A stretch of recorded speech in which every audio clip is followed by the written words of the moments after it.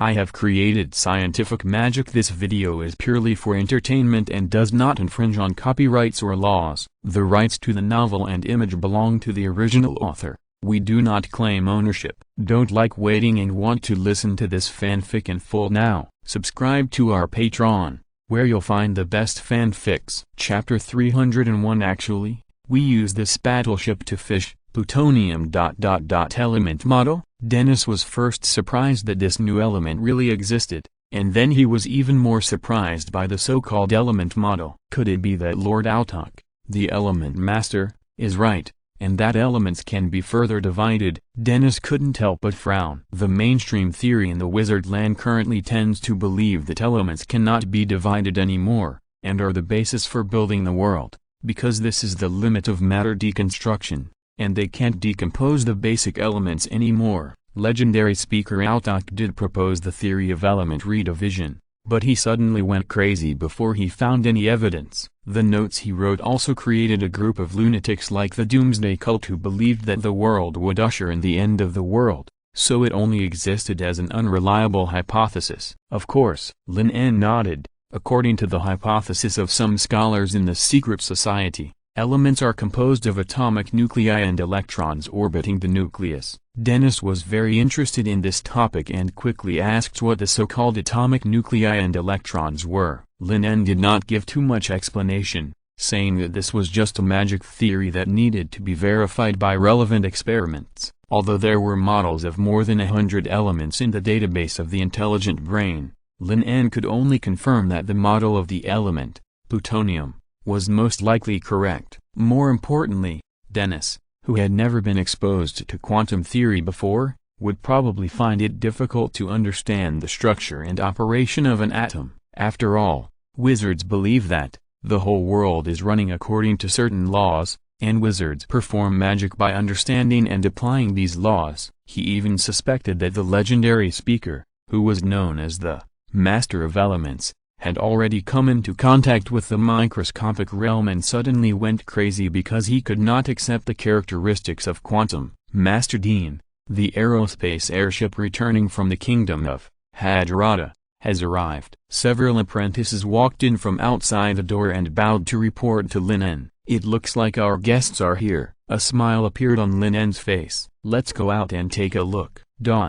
At the same time, a huge airship passed through the heavy fog, arrived above the port city, and slowly landed in a specially expanded venue. Is this the land of wizards? I didn't expect there is such a prosperous place on the other side of the sea. Fulla followed Orlando and others down the airship, looking around. Everything shown in this port city is new to Fulla. It is completely different from any city in the kingdom of Hadrada. Even the most prosperous capital cannot compare with it. In fact, except for the main urban area, the rest of the capital is dirty and messy, and usually has an unpleasant stench. After living here for a long time, Fulla didn't think there was anything wrong, but after arriving in Yaida, she found that a city could be so clean and tidy. And in just a short while, she had seen 7 airships flying over the city. In addition to the common carriages on the streets, there was also a very strange iron box that could run very fast without being pushed or pulled by camels or horses. In the distance,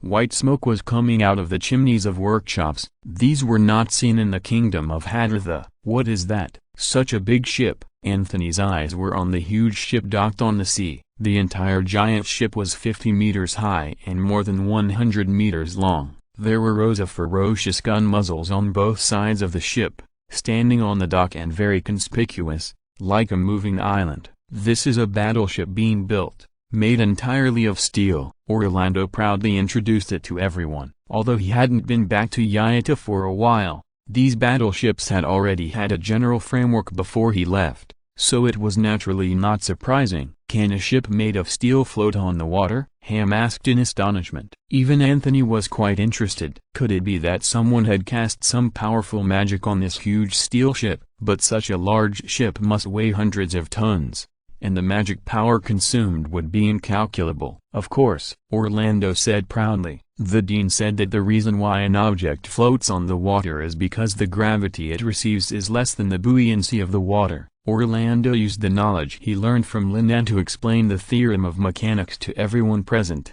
An object immersed in a static fluid receives a buoyancy equal to the weight of the fluid displaced by the object. So you only need to use the formula, mass divided by volume, to calculate the density. As long as it is less than water, it will naturally float. For example, the bottom cabin of their steel battleship is actually hollow, so the overall density of the part that sinks to the bottom of the water is much smaller than that of water. As long as this condition is met, anything can float on the water. Lin En also invented a new word, called displacement. That is, the number of tons of water displaced by the ship in the water. Orlando introduced it in a torrent of words. We will build a few more ships like this. By then, we can bring back enough sea fish for tens of thousands of people to eat for a whole week on one voyage. Fishing? ! Everyone present was a little slow to react. They had just listened to Orlando bragging about how powerful this huge steel ship was,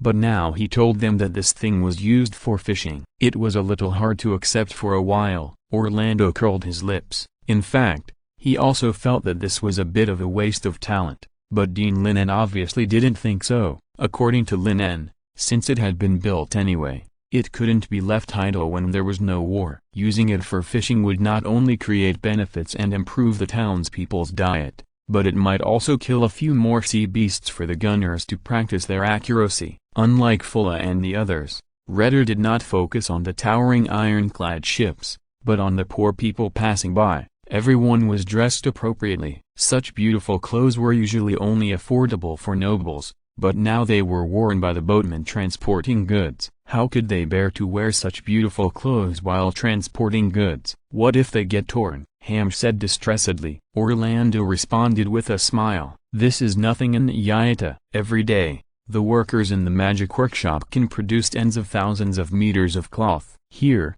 you can buy a decent set of clothes with only 5 copper coins. Chapter 302. Are you sure that the Dean is not a legendary wizard? Tens of thousands of meters of cloth. Is this made by magic? Ham asked in disbelief. It was developed by Lord Lin. It's something called a loom and a sewing machine. It doesn't require magic. Even ordinary people can operate it freely. If it weren't for the shortage of raw materials, the output would have doubled without any problem. Orlando's words contained a strong sense of superiority. The rapid development speed of Yayata is changing every week. As he spoke, a well-made alchemical car stopped beside everyone. Orlando invited Anthony and others to sit on it. In the past few months, the technology of internal combustion engines has become increasingly mature. This kind of alchemical vehicle has also been divided into various types. Some are specially used for ore transportation, and some are used for people to travel in the city. The one in front of them is undoubtedly the latter. It is a car specially used for sightseeing. The size is almost twice that of other alchemical cars. It can accommodate 20 people and has a roof to block the sun and rain. By the way, it has been replaced with pneumatic tires, so it is no longer as bumpy as before. The only drawback is that the speed is not fast, and it is impossible to run all the way in the city. But for Riddle and others who are riding for the first time, it can be regarded as a gallop. After all, this thing is much faster than a carriage. Ham sat on the soft leather seat very restrainedly, feeling that everything around him was like an exquisite work of art. Even the nobles could not enjoy such treatment. Orlando took everyone around the entire harbor city and introduced them to the workshops with white smoke. He had heard that Lin En was going to have people build something called railroad tracks that could connect all the cities in the wizard land. In this way, it would only take a few hours to travel between the two places, and it would be very convenient for both transporting goods and people. Finally, the political system in the wizard land that is different from the outside world is introduced. The wizard parliament system. There are no nobles or kings here, and everything is controlled by wizards. Riddle and others suppressed their astonishment. After arriving in this magical wizard city, they felt that everything they saw and heard seemed to challenge their cognition. The huge steel ships weighing hundreds of tons that could float on the sea, the alchemy carts that could move on their own without the need for camels or horses to push and pull, and the grand railway network that connected dozens of cities were all so incredible. For a moment, Riddle even wondered if he was still in a dream. According to the Dean, the power of magic and technology can not only be used in battle, but also in daily life to provide convenience for everyone. Orlando said with a smile. That Lord Lin is really an incredible person. Fulla couldn't help but admire. It was not difficult to hear from Orlando's words that this port city was not like this at the beginning, but changed after Lin became the leader of the Yayata school. Since the entire wizard land is controlled by the parliament, Lord Lin should be a speaker in charge of the parliament, right? Fulla continued to ask. No.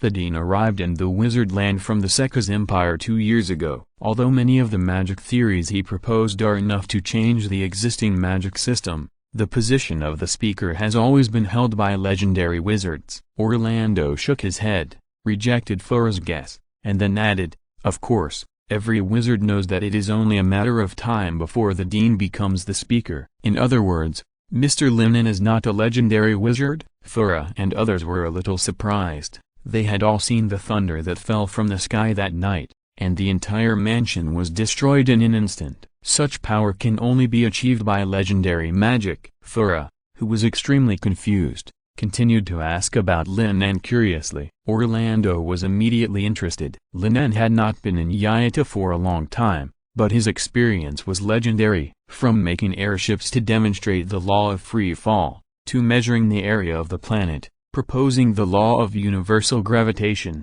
and even winning the highest academic honor in the wizard land, the Corona Medal. If I really want to talk about it in detail, I'm afraid it will take several hours to finish. Fulla and the others were stunned, before they could recover from the shocking news that the continent under their feet was a sphere. They heard another very absurd news. Lin En, as Orlando said, was just a 3-ring wizard. How could this be possible? Everyone present was shocked and even suspected that Orlando was deliberately fooling them. Even Anthony was quite surprised, but when he thought of Lin En's particularly young appearance, a thoughtful look soon appeared on his face. About 15 minutes later, the alchemy car stopped in front of the gate of the academy. Fulla, Anthony, Redel and others got off the car and looked up to see the most iconic building of the Yayata Academy, a pair of giant hands made of pure white marble, with a wooden ball and an iron ball placed on each palm, lifting them high into the sky. The apprentices such as Alok who returned to the academy together shuddered, because this reminded them of the free fall formula. The dean said that they would have to take the graduation exam when they came back this time. The content of this exam was different from any previous one. The formulas and theorems that had been taught in the past were all within the scope of the exam. It could only be described as a nightmare. Everyone, welcome to Yayata. A clear voice soon rang in everyone's ears. It was Lin En who came with a group of wizards from the academy. Dean, Alok and others hurriedly bowed and saluted. Orlando stepped forward and hugged Kevin and others who had been away for a long time. Orlando, don't you find that the dean has changed? Kevin asked with a smile. Change? Orlando paused, looked at Lin En in doubt, and couldn't see any difference for a long time. Then he suddenly thought of something and said in surprise, could it be that you have broken through to become a great wizard? Lin En nodded casually. Kevin said with a look of regret, it was last night. What a pity that you missed such an important moment. Orlando was also a little annoyed. If he had known, he would have returned a day earlier. Anthony, who was also a great wizard, was not surprised at all. The first time he saw Lin En, he noticed the existence of the domain. As for the magic projections he had come into contact with before, he naturally could not evaluate them, but now he could be sure that Lin En was a great wizard like him. Chapter 303 Anthony, do you think a 3-ring wizard can understand so many advanced magical theories? Master Anthony, you should have seen this port city on the way here. How do you feel? Lin En invited everyone to the spacious conference room and asked, I think anyone who arrives in this wizard city for the first time will be extremely shocked. Anthony responded with emotion. This was not a deliberate flattery, but a sigh from the bottom of his heart. The entire Yayata perfectly fits the fantasy of the Magic Kingdom. No, it should be said that it is even more peculiar than he imagined. I believe that it will not be long before the entire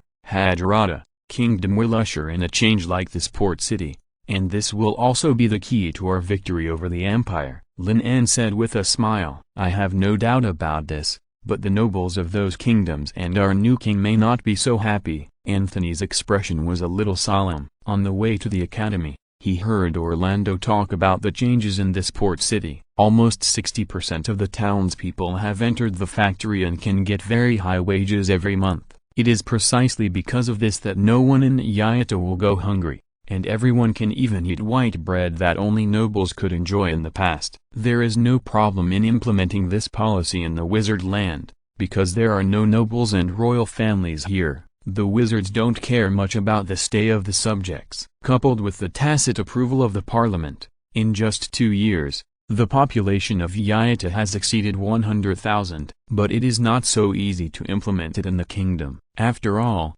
the subjects are the most valuable finances of the nobles and the symbol of all rights. Lin En naturally understands Anthony's concerns, but he is not very worried. He said with a smile, "No one can stop the progress of the times. If you try to stop the chariot with a mantis arm, you will only be crushed into pieces by the wheels of the times." The reason why he chose to cooperate with the second prince and temporarily retain the royal family is that he is ready to use the control of the royal family and the nobles over the grassroots to suppress the influence of the church. As long as the most difficult period is over and the poor people can see the real benefits, then these nobles will naturally be useless. Lord Lin, since most of the townspeople have entered the workshop, what about the abandoned land? Redel asked in confusion. I heard from Lord Orlando before that Yaita has an alchemical instrument that allows people to cultivate 10 kilometers of land in 1 hour. Is that true? This is also what Redel is most interested in,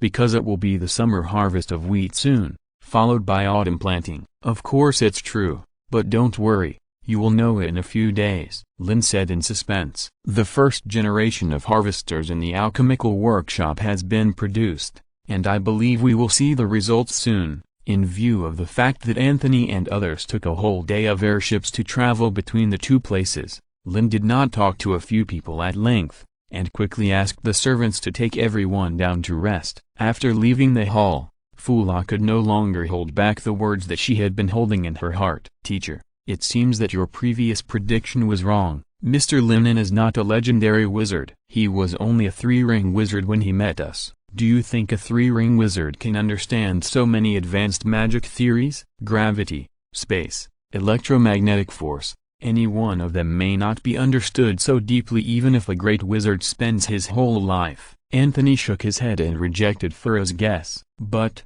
these wizards of the Yaita school have no need to lie to us. Mr. Lin En only completed the promotion ceremony to the great wizard last night, Fura said in confusion, and then speculated. Perhaps he knows more because he learned many advanced magic theories in that secret law society. So they were probably fooled by the other party before. He had always been respectful to a teenager who was not even half her age and was also a former wizard. Anthony smiled but said nothing. He had met Lin En many times in the field of magic and asked him about a wide range of knowledge, but no matter which aspect, Lin En could answer without thinking. Sometimes he couldn't help but wonder if there were any questions in the world that could stump the other party. The reserve of knowledge cannot be faked, and there are not so many wizards who would pass on the knowledge they have studied and summarized to another person without reservation for no reason. At least it must be a communication of the same level. Then there is only one possibility. Anthony suddenly remembered the rumor. It is said that hundreds of years ago,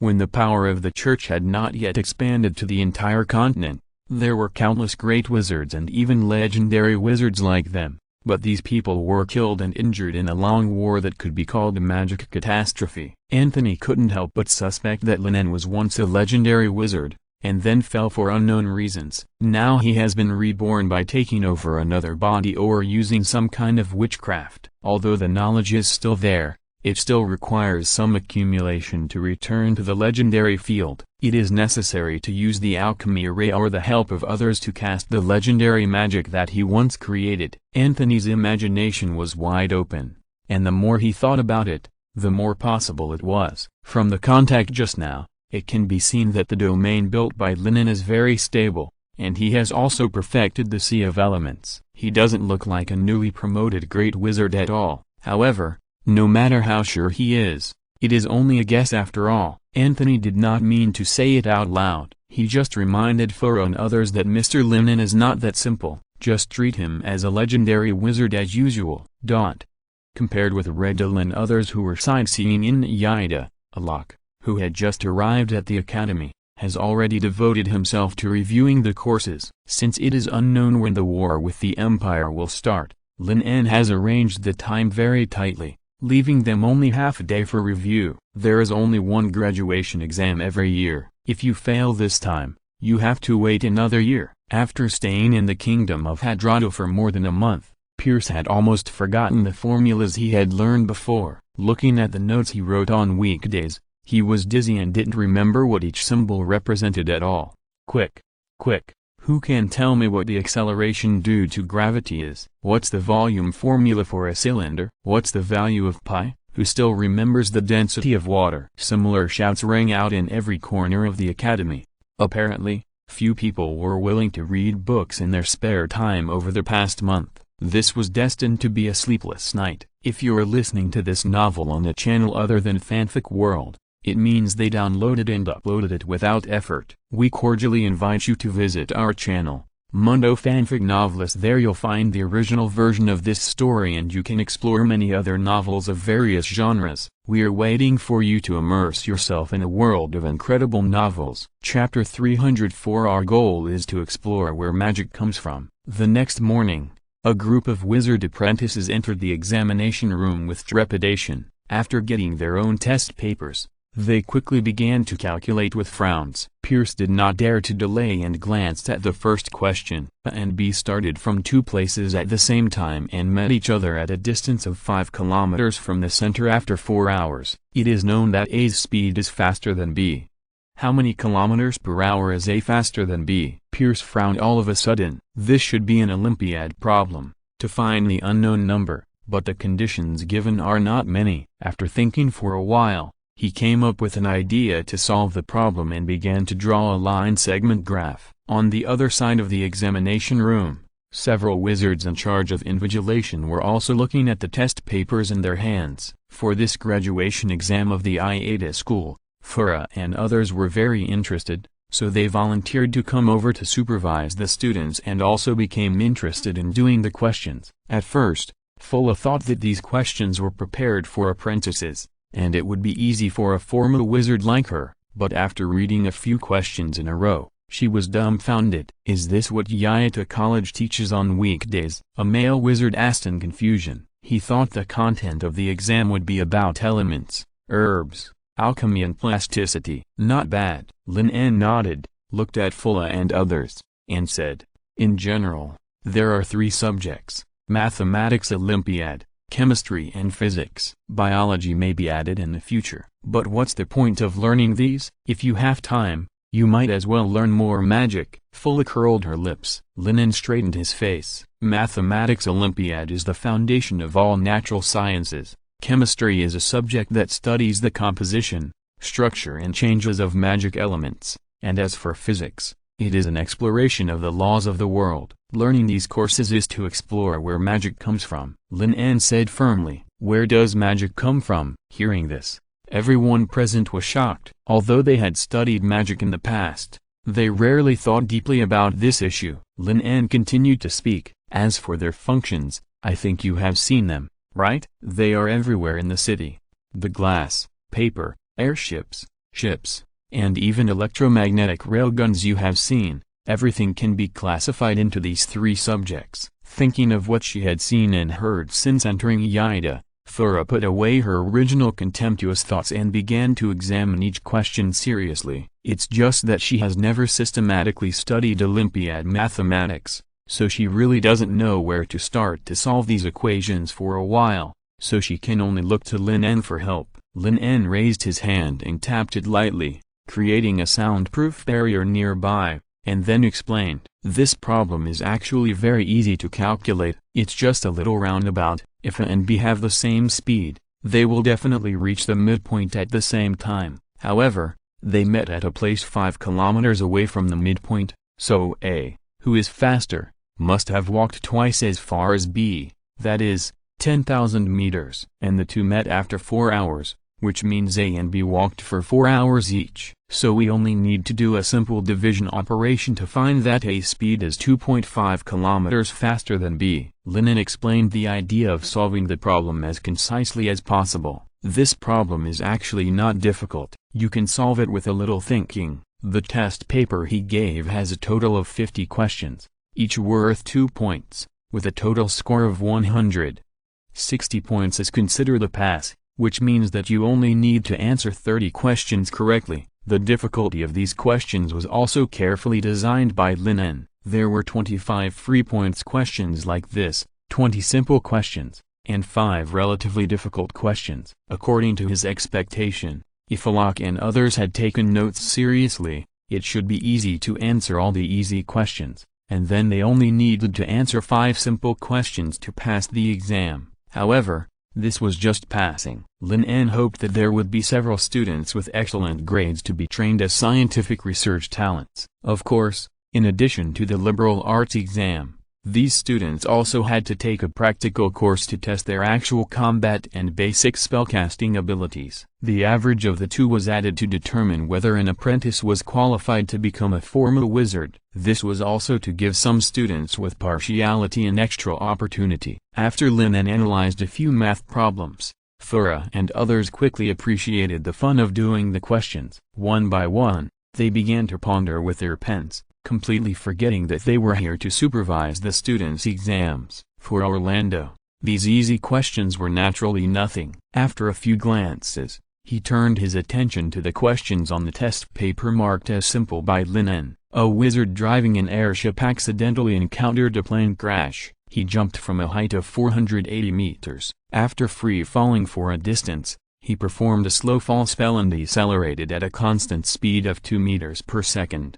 When he reached the ground, his speed was exactly 0. Without considering air resistance, find the total time of falling and the distance of free falling. Well, this should also be an equation problem. Orlando thought about it. He remembered that Lin En said that free fall motion is uniform accelerated linear motion with an initial velocity of 0. The formula is v equals gt. G is the acceleration of gravity, which seems to be 10 meters per second. What is this t? It should be time, but the falling body is divided into 2 parts, the front and the back. The time and distance of falling are unknown, and the answers need to be found. Simply applying this formula will definitely not work. Orlando pondered for a long time, and cold sweat broke out on his forehead. He found that he couldn't do it. Dean Lin En, these questions are too difficult, aren't they? Orlando couldn't help but remind him. You call this a simple question? Is this really a question an apprentice should do? Does he think this is a bit too outrageous? Is this difficult? Lin En looked at Orlando strangely. He remembered that he had explained the relevant formulas and published them in the Magic Daily, so that wizards and even townspeople who are interested in studying mathematics can enjoy the fun of the mathematical Olympiad. Moreover, every wizard is equivalent to a humanoid computer. Even the computing power of an apprentice is much stronger than that of an ordinary person. These questions should be within an acceptable range. Lin En was about to explain when his face suddenly changed. He stretched out his hand and snapped his fingers. The magic power in the area around him surged. In an instant, a copper nail flew out and nailed to the feather pen and test paper held by an apprentice with lightning speed. Chapter 305 I'm going to stuff the test paper into the dean's mouth. Arpad is an ordinary apprentice in Yayata College. He knows very well that his IQ and calculation ability are far inferior to those students who have joined the elite class. If he wants to pass this graduation test, or even stand out and get the approval of the dean, he must use some unconventional means. For example, last night, he spent a high price to get a special alchemical powder from a powerful herbalist, mixed it with ink and wrote a cheat sheet. Only by using specific magic can the handwriting on it be seen. So Arpad boldly put the parchment full of formulas and examples on the table, pretending to solve the problems on it, while checking the examples through the magic of appearance. Very good. The dean has explained these questions before. You can calculate them by just swapping the numbers. Arpad was calculating on the parchment with great pride, and he finished the first 5 questions in a few minutes.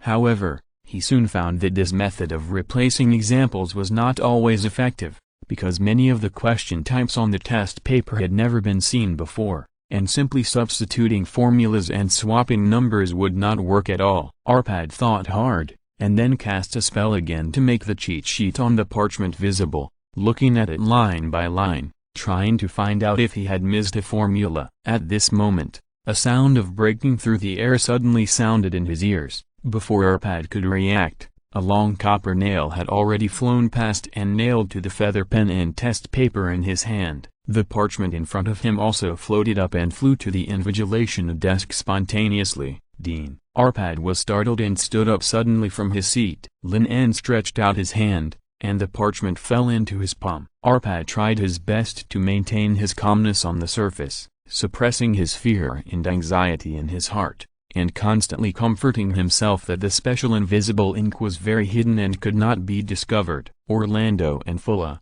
who were thinking about the test questions, also remembered their responsibilities as invigilators and immediately came over. There were some drafts written messily on the parchment, which did not look special. However, several people understood that this must be some kind of cheating method, otherwise the dean would not suddenly do it. Lin En looked at Arpad with interest and instantly guessed that this should be invisible ink. It was obviously too much to try to hide this little trick from him. The so-called invisible ink is nothing more than some invisible spectrum. So, Lin En's mind moved, and the magic power immediately constructed a prism, which decomposed the sunlight shining in from the window, and the ultraviolet rays that were also invisible to the naked eye were aggregated and refracted onto the parchment, and the invisible handwriting immediately appeared. Arpad's face turned pale, and he cursed the damn herbalist in his heart. Isn't it said that this thing is very hidden? Even a formal wizard can't see it? Arpad, I should have said before, what is the end of cheating?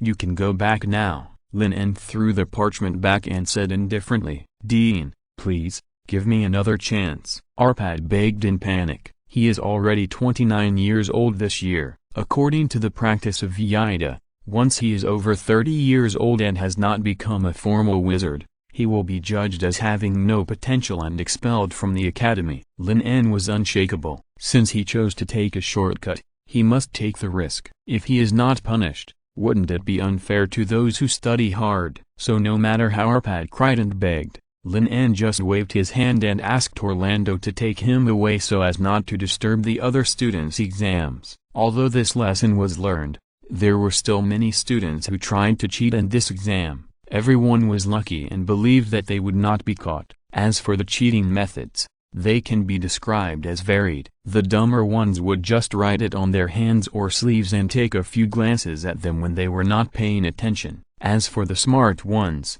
there were also some. For example, an apprentice mastered a magic that could reflect light and peek at other people's answers without anyone noticing. If Lin En had not broken through the great wizard, he would have been fooled by the other party. There were also methods such as using farsightedness to peek. Fortunately, Lin En was a veteran. Although he did not have magic in his previous life, various high-tech cheating methods were no worse than magic. So within a few minutes, these people were caught one by one. There was a sudden wailing in the examination room. Among the 230 apprentices who took the exam this time, 37 of them tried to cheat in various ways. All of them were kicked out of the examination room and their scores were directly invalidated. Alok watched apprentices being disqualified from the exam, walking past him with gloomy faces, and even facing severe punishment. He couldn't help but swallow his saliva. In fact, he also prepared a cheat sheet, but he was always struggling to take it out. After all, the dean had brought him a lot of psychological trauma before. But he didn't want to escape successfully. While secretly rejoicing, he had no choice but to rack his brains to continue doing the questions. Even if the written test score was a little worse, there was still a practical test afterwards. As long as he performed well, it would be no problem to get a good score. Lydia, who was also in the examination room, had the opposite idea from Alok. As a halfling with no magical talent, she was able to take this exam completely by Lin En's special approval. But the dean would not give her a back door. In other words, he was destined to not get any points in the practical class of plastic surgery, and could only work a little hard on alchemy and herbology. And it was estimated that it would be difficult to even pass. In order to pass the exam smoothly, you must be extremely good in the written test subjects. Lydia also worked very hard. As an airship maker and pilot, she was familiar with the area and volume calculations of geometric figures, and several formulas for free fall, so she finished the basic questions in just 1.5 hours. But when doing the next dozen questions, she was stumped. These questions either involved the movement of celestial bodies or were related to functions. Even the simplest ones involved extremely complex geometric operations, which made people's heads hurt. For example, one of the questions, A, B, and C are 3 artillery positions. A is 6 kilometers east of B, and C is 30 degrees west of B, 5 kilometers apart. P is the enemy's priest group position. At a certain moment, a bishop used the divine communication technique and was discovered by our side. Since B and C are farther away from point P than A, no trace of the communication spell was found until 3 seconds later. It is known that the transmission speed of the communication spell is 1000 meters per second. Find the azimuth angle of the artillery fire of the priest's position at point A. It's so difficult. Lydia made a bitter face and wrote and drew on the manuscript paper. She wished she could stuff the entire test paper into the dean's mouth. Couldn't you give them some simple questions? Chapter 306. This is even more outrageous than the sun falling from the sky. The exam, which lasted for a whole morning and 3 hours, finally came to an end. The moment Alok and the others walked out of the door, they couldn't help but breathe a sigh of relief. Then, they nervously and anxiously compared their answers with each other, and soon they argued until their faces turned red. Impossible. I have repeatedly verified it several times. The wizard who encountered the plane crash should reach the ground in the 31st second. Alok vowed. Then you must have calculated it wrong. The formula for this question should be distance s equals initial velocity v time t plus 1/28 t2. You need to set the free fall time to t1 first. Finally, the total fall time is 24 seconds, and the free fall distance is 80 meters. A wizard refuted. Alok checked it in his mind and his face suddenly became very ugly. It's over. So he got another question wrong. Pierce on the side breathed a sigh of relief. Fortunately, he urgently reviewed several formulas of free fall last night. Otherwise he would definitely fail today. In the examination room, Lin En was looking at the collected answer sheets, which were being graded by Orlando and others. Although they might not be able to do it themselves, they could still check the answers. Dean Lin En, it seems that not many people will be able to pass this time. Orlando shook his head after flipping through more than a dozen test papers. This was similar to his estimate. Judging from the proportion, only 30% of the people should be able to pass the written test. Is it so difficult? Lin En was also a little strange. The brains of wizard apprentices should be very useful. Although they are not geniuses, they must be better than normal people. However, after thinking about it carefully, Lin En soon realized the problem. Although the questions he asked this time were not difficult, these wizard apprentices did not study for a long time, just over a year in total, but they needed to master a lot of things. He taught all the physics, and chemistry knowledge in elementary and junior high school, and even some high school knowledge points. In addition, they often skipped classes to deal with some personal matters, or to participate in academic seminars and kingdom wars, so they had a lot of time to study on their own. So it seems that this exam paper seems a little difficult. Lin En touched his chin, and after seeing several high-scoring exam papers, he immediately rejected this point. Since there are still people who can get high scores, it means that the test questions he said are not very difficult. Among them, Johnny is undoubtedly the one who has the best grasp. Except for the last 5 difficult questions he deliberately prepared,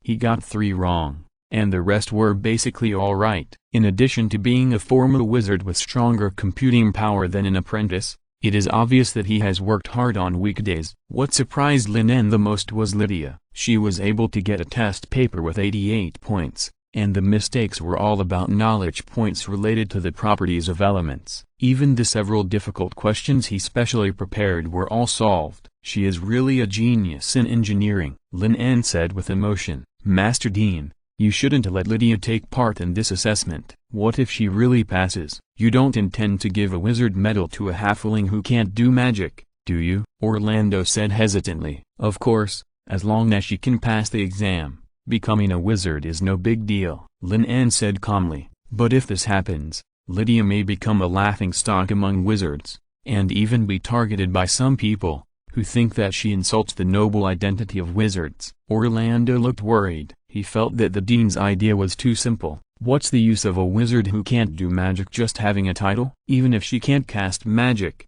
Lydia can still become an alchemist, right? She made an airship by herself, and she also made a lot of efforts in the research of internal combustion engines and electromagnetic railguns. Lin En reminded him. Orlando choked for a moment. From this perspective, it's okay to call this halfling girl an alchemist, but a wizard who can't do magic is weird no matter how you think about it. Just as he was struggling, Lin En continued with a smile. Who else said that Lydia couldn't use magic? Orlando looked confused. It was common knowledge in the wizard land that halflings had no talent for magic, and no one had ever broken it before. Lydia had been an apprentice for more than a year, but she couldn't even master the most basic, water condensation, and material deconstruction. Could it be that the dean could make a person without talent successfully master magic and become a wizard? This is even more outrageous than the sun falling from the sky. Lin En kept it a secret and didn't explain,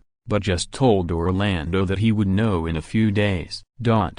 In the afternoon, the apprentices who had suffered a lot in the written test finally welcomed the practical class they were familiar with. There were 5 subjects in total: elements, shaping, alchemy, potions, and actual combat exercises, which were divided into 2 days. In the past year or so, although the wizard students of Yaita had a lot more heavy courses, many things were interconnected. For example, the chemistry subject involves the properties and changes of elements, so these basic courses have not been left behind. The training of mathematical Olympiads for calculation power has also brought their magic reserves close to the limit, so this time there are many more students applying for graduation than in previous years. Knowing that his written test scores in the morning would not be very good, Pierce worked extra hard and performed exceptionally well, passing the first 4 subjects with excellent results. As for the final actual combat exercise,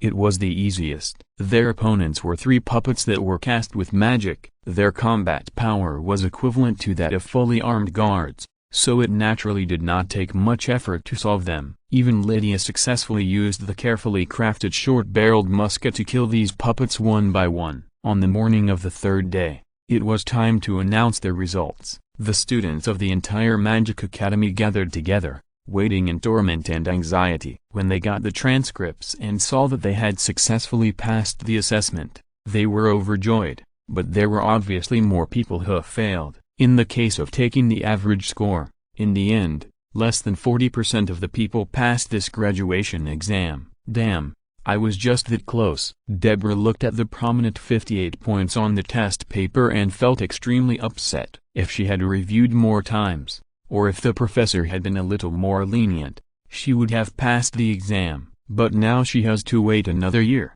Deborah was reflecting on herself, and at the same time, a burst of enthusiastic cheers rang out beside her. Great, I passed. Chapter 307. If even you can learn magic, then everyone can become a wizard, right? Lydia was extremely happy holding her test paper and shouting excitedly. She didn't expect that she actually passed the graduation exam successfully, and her score was not low. Even though she got 0 points in the plastic subject, and the elements and her biology were terrible, she barely passed the practical test because she got high scores in the practical and alchemy subjects. In addition to the excellent results in the written test, the average score was 74 points, which was already among the best among the apprentices. Darren and others were more excited than Lydia. They followed Lydia into the academy early in the morning just to wait for the moment when the results were announced. Great, Lydia, it seems that you will become the first halfling wizard soon. I knew you could do it. The halflings present spoke excitedly. They all witnessed how Lydia came to where she is today step by step. It is a consensus of the entire wizard land that the halflings have no magical talent,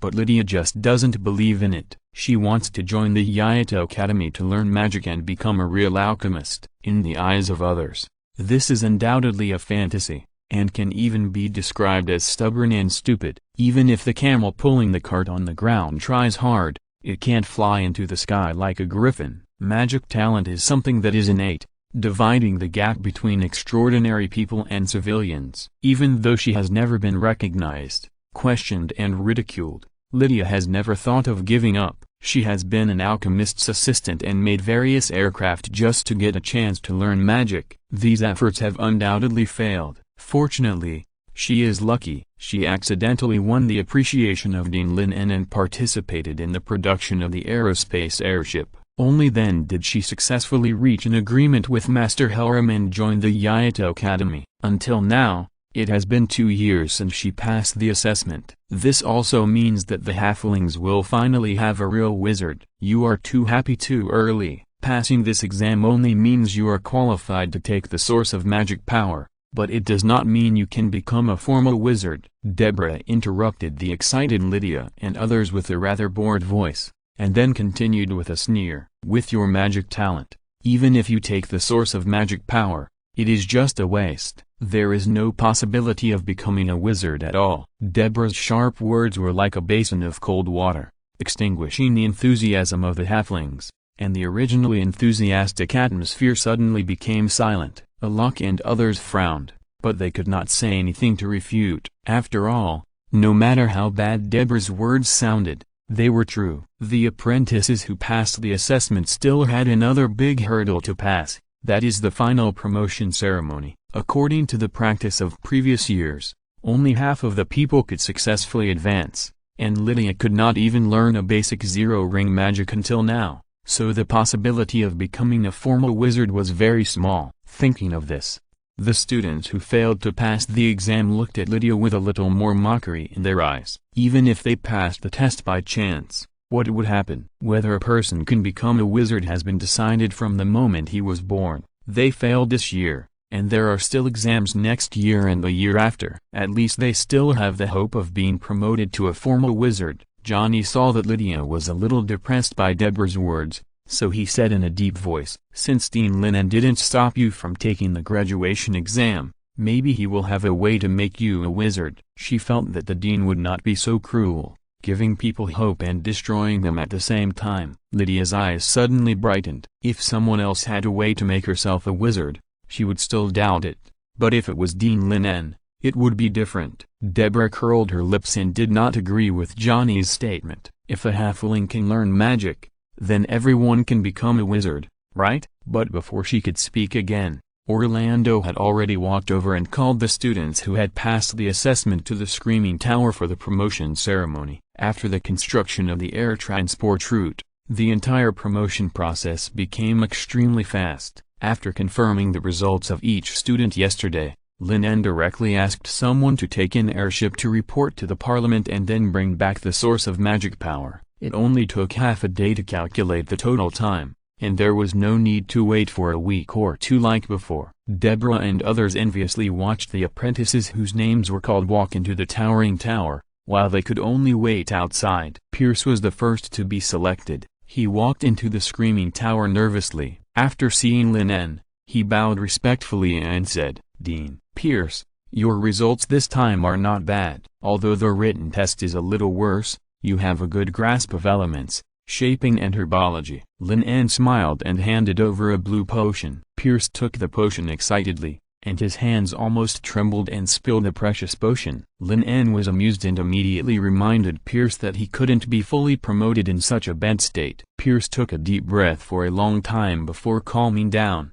and then he solemnly drank the source of magic power. A piercing coldness rose from his abdomen, and the power of the potion quickly surged to his whole body, and finally poured into his brain. And then there was a strange tingling that seemed to come out of his bones. Every cell in his body seemed to be torn and reorganized. It was a pain that went deep into his soul. Beads of sweat flowed down Pierce's forehead. His face gradually turned purple, as if his blood was drained, and he looked extremely terrifying. The whole process lasted about 10 minutes, and a strong magical fluctuation soon came from Pierce's body. Then, a ball of scorching fire appeared in the void, and Pierce immediately opened his eyes with a very happy expression. Casting spells without materials and using magic to mimic elements are all symbols of a formal wizard. It seems to be successful. Lin En smiled and nodded. Thank you very much, Dean. If it weren't for you, I would have been a wizard apprentice for the rest of my life. Pierce bowed deeply to express his gratitude. He has been a wizard apprentice for 16 years since he entered Yaita College at the age of 12.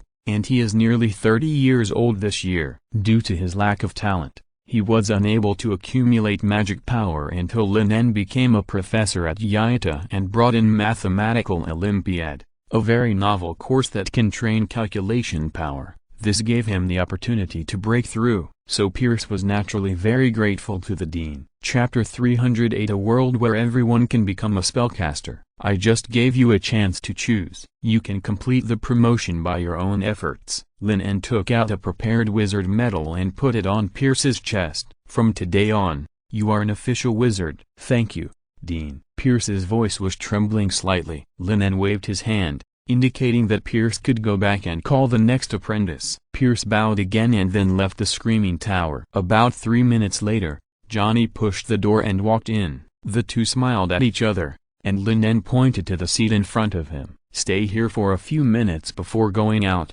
lest they find something wrong. The girl nodded. In fact, during this period of time, Alok and the others had suspected many times. After all, they always had the time to cast magic, but every time they were evaded by her using the alchemical creation, magic hand. Now there is no need to hide secretly anymore, and these 10 minutes were not wasted. Johnny took the test paper and asked Lin En for advice on the last few wrong questions. In the next few hours, Lin En distributed wizard medals to every successful promoted student in the Screaming Tower, or comforted those who failed to keep working hard, and there might be another chance next year. Perhaps because of the torture of the sea of questions and the improvement of computing power, this year's promotion rate is higher than before, reaching about 60%. That is to say, there will be 40 to 50 new official wizards this year. Lin En pondered and glanced at the paper in his hand, which recorded the information of each student, and prepared to assign their positions one by one according to their grades. Those who had poor theoretical grades but were proficient in practical combat would be combat wizards and put into the war with the Empire in the future. If they were the opposite, they would be scientific researchers and participate in the development of new weapons and new magic. While thinking, the door was pushed open again, and this time it was Lydia who came in. As soon as the halfling girl entered the door, she pulled the long table and asked impatiently, Dean Lin, can I become a wizard? Lin came back to his senses and asked, that depends on what kind of wizard you want to be. Of course, a wizard who can cast magic, Lydia said without hesitation, and then looked at the dean expectantly, her eyes almost shining. If it's just casting magic, that's not difficult. Lin said with a smile, really? I can also use magic? Lydia shouted in surprise. Although Johnny had mentioned it to her before, it was just a guess after all. Now it has been confirmed by the dean himself. Take this first. Lin handed over a special bracelet. This is the same as the Ring of Mysticism. Both are used to communicate in the field of magic, but the style has been modified for the purpose of distinction. Lydia couldn't wait to put it on her hand and said anxiously, so can I cast magic now? Of course not. Lin shook his head with a smile. Close your eyes first and relax. Lydia immediately did as she was told and closed her eyes tightly, but she couldn't relax at all. Lin En secretly called for the intelligent brain to connect to the brain of the halfling girl, with the example of Redel, and Lydia's high trust in him. This time it went very smoothly. The halfling girl did not suffer too much pain and completed the connection with the magic field. Lydia soon found herself in an extremely magical place. Countless gray runes were suspended in a void of space. 5 of them floated towards her, circling around her body like naughty children,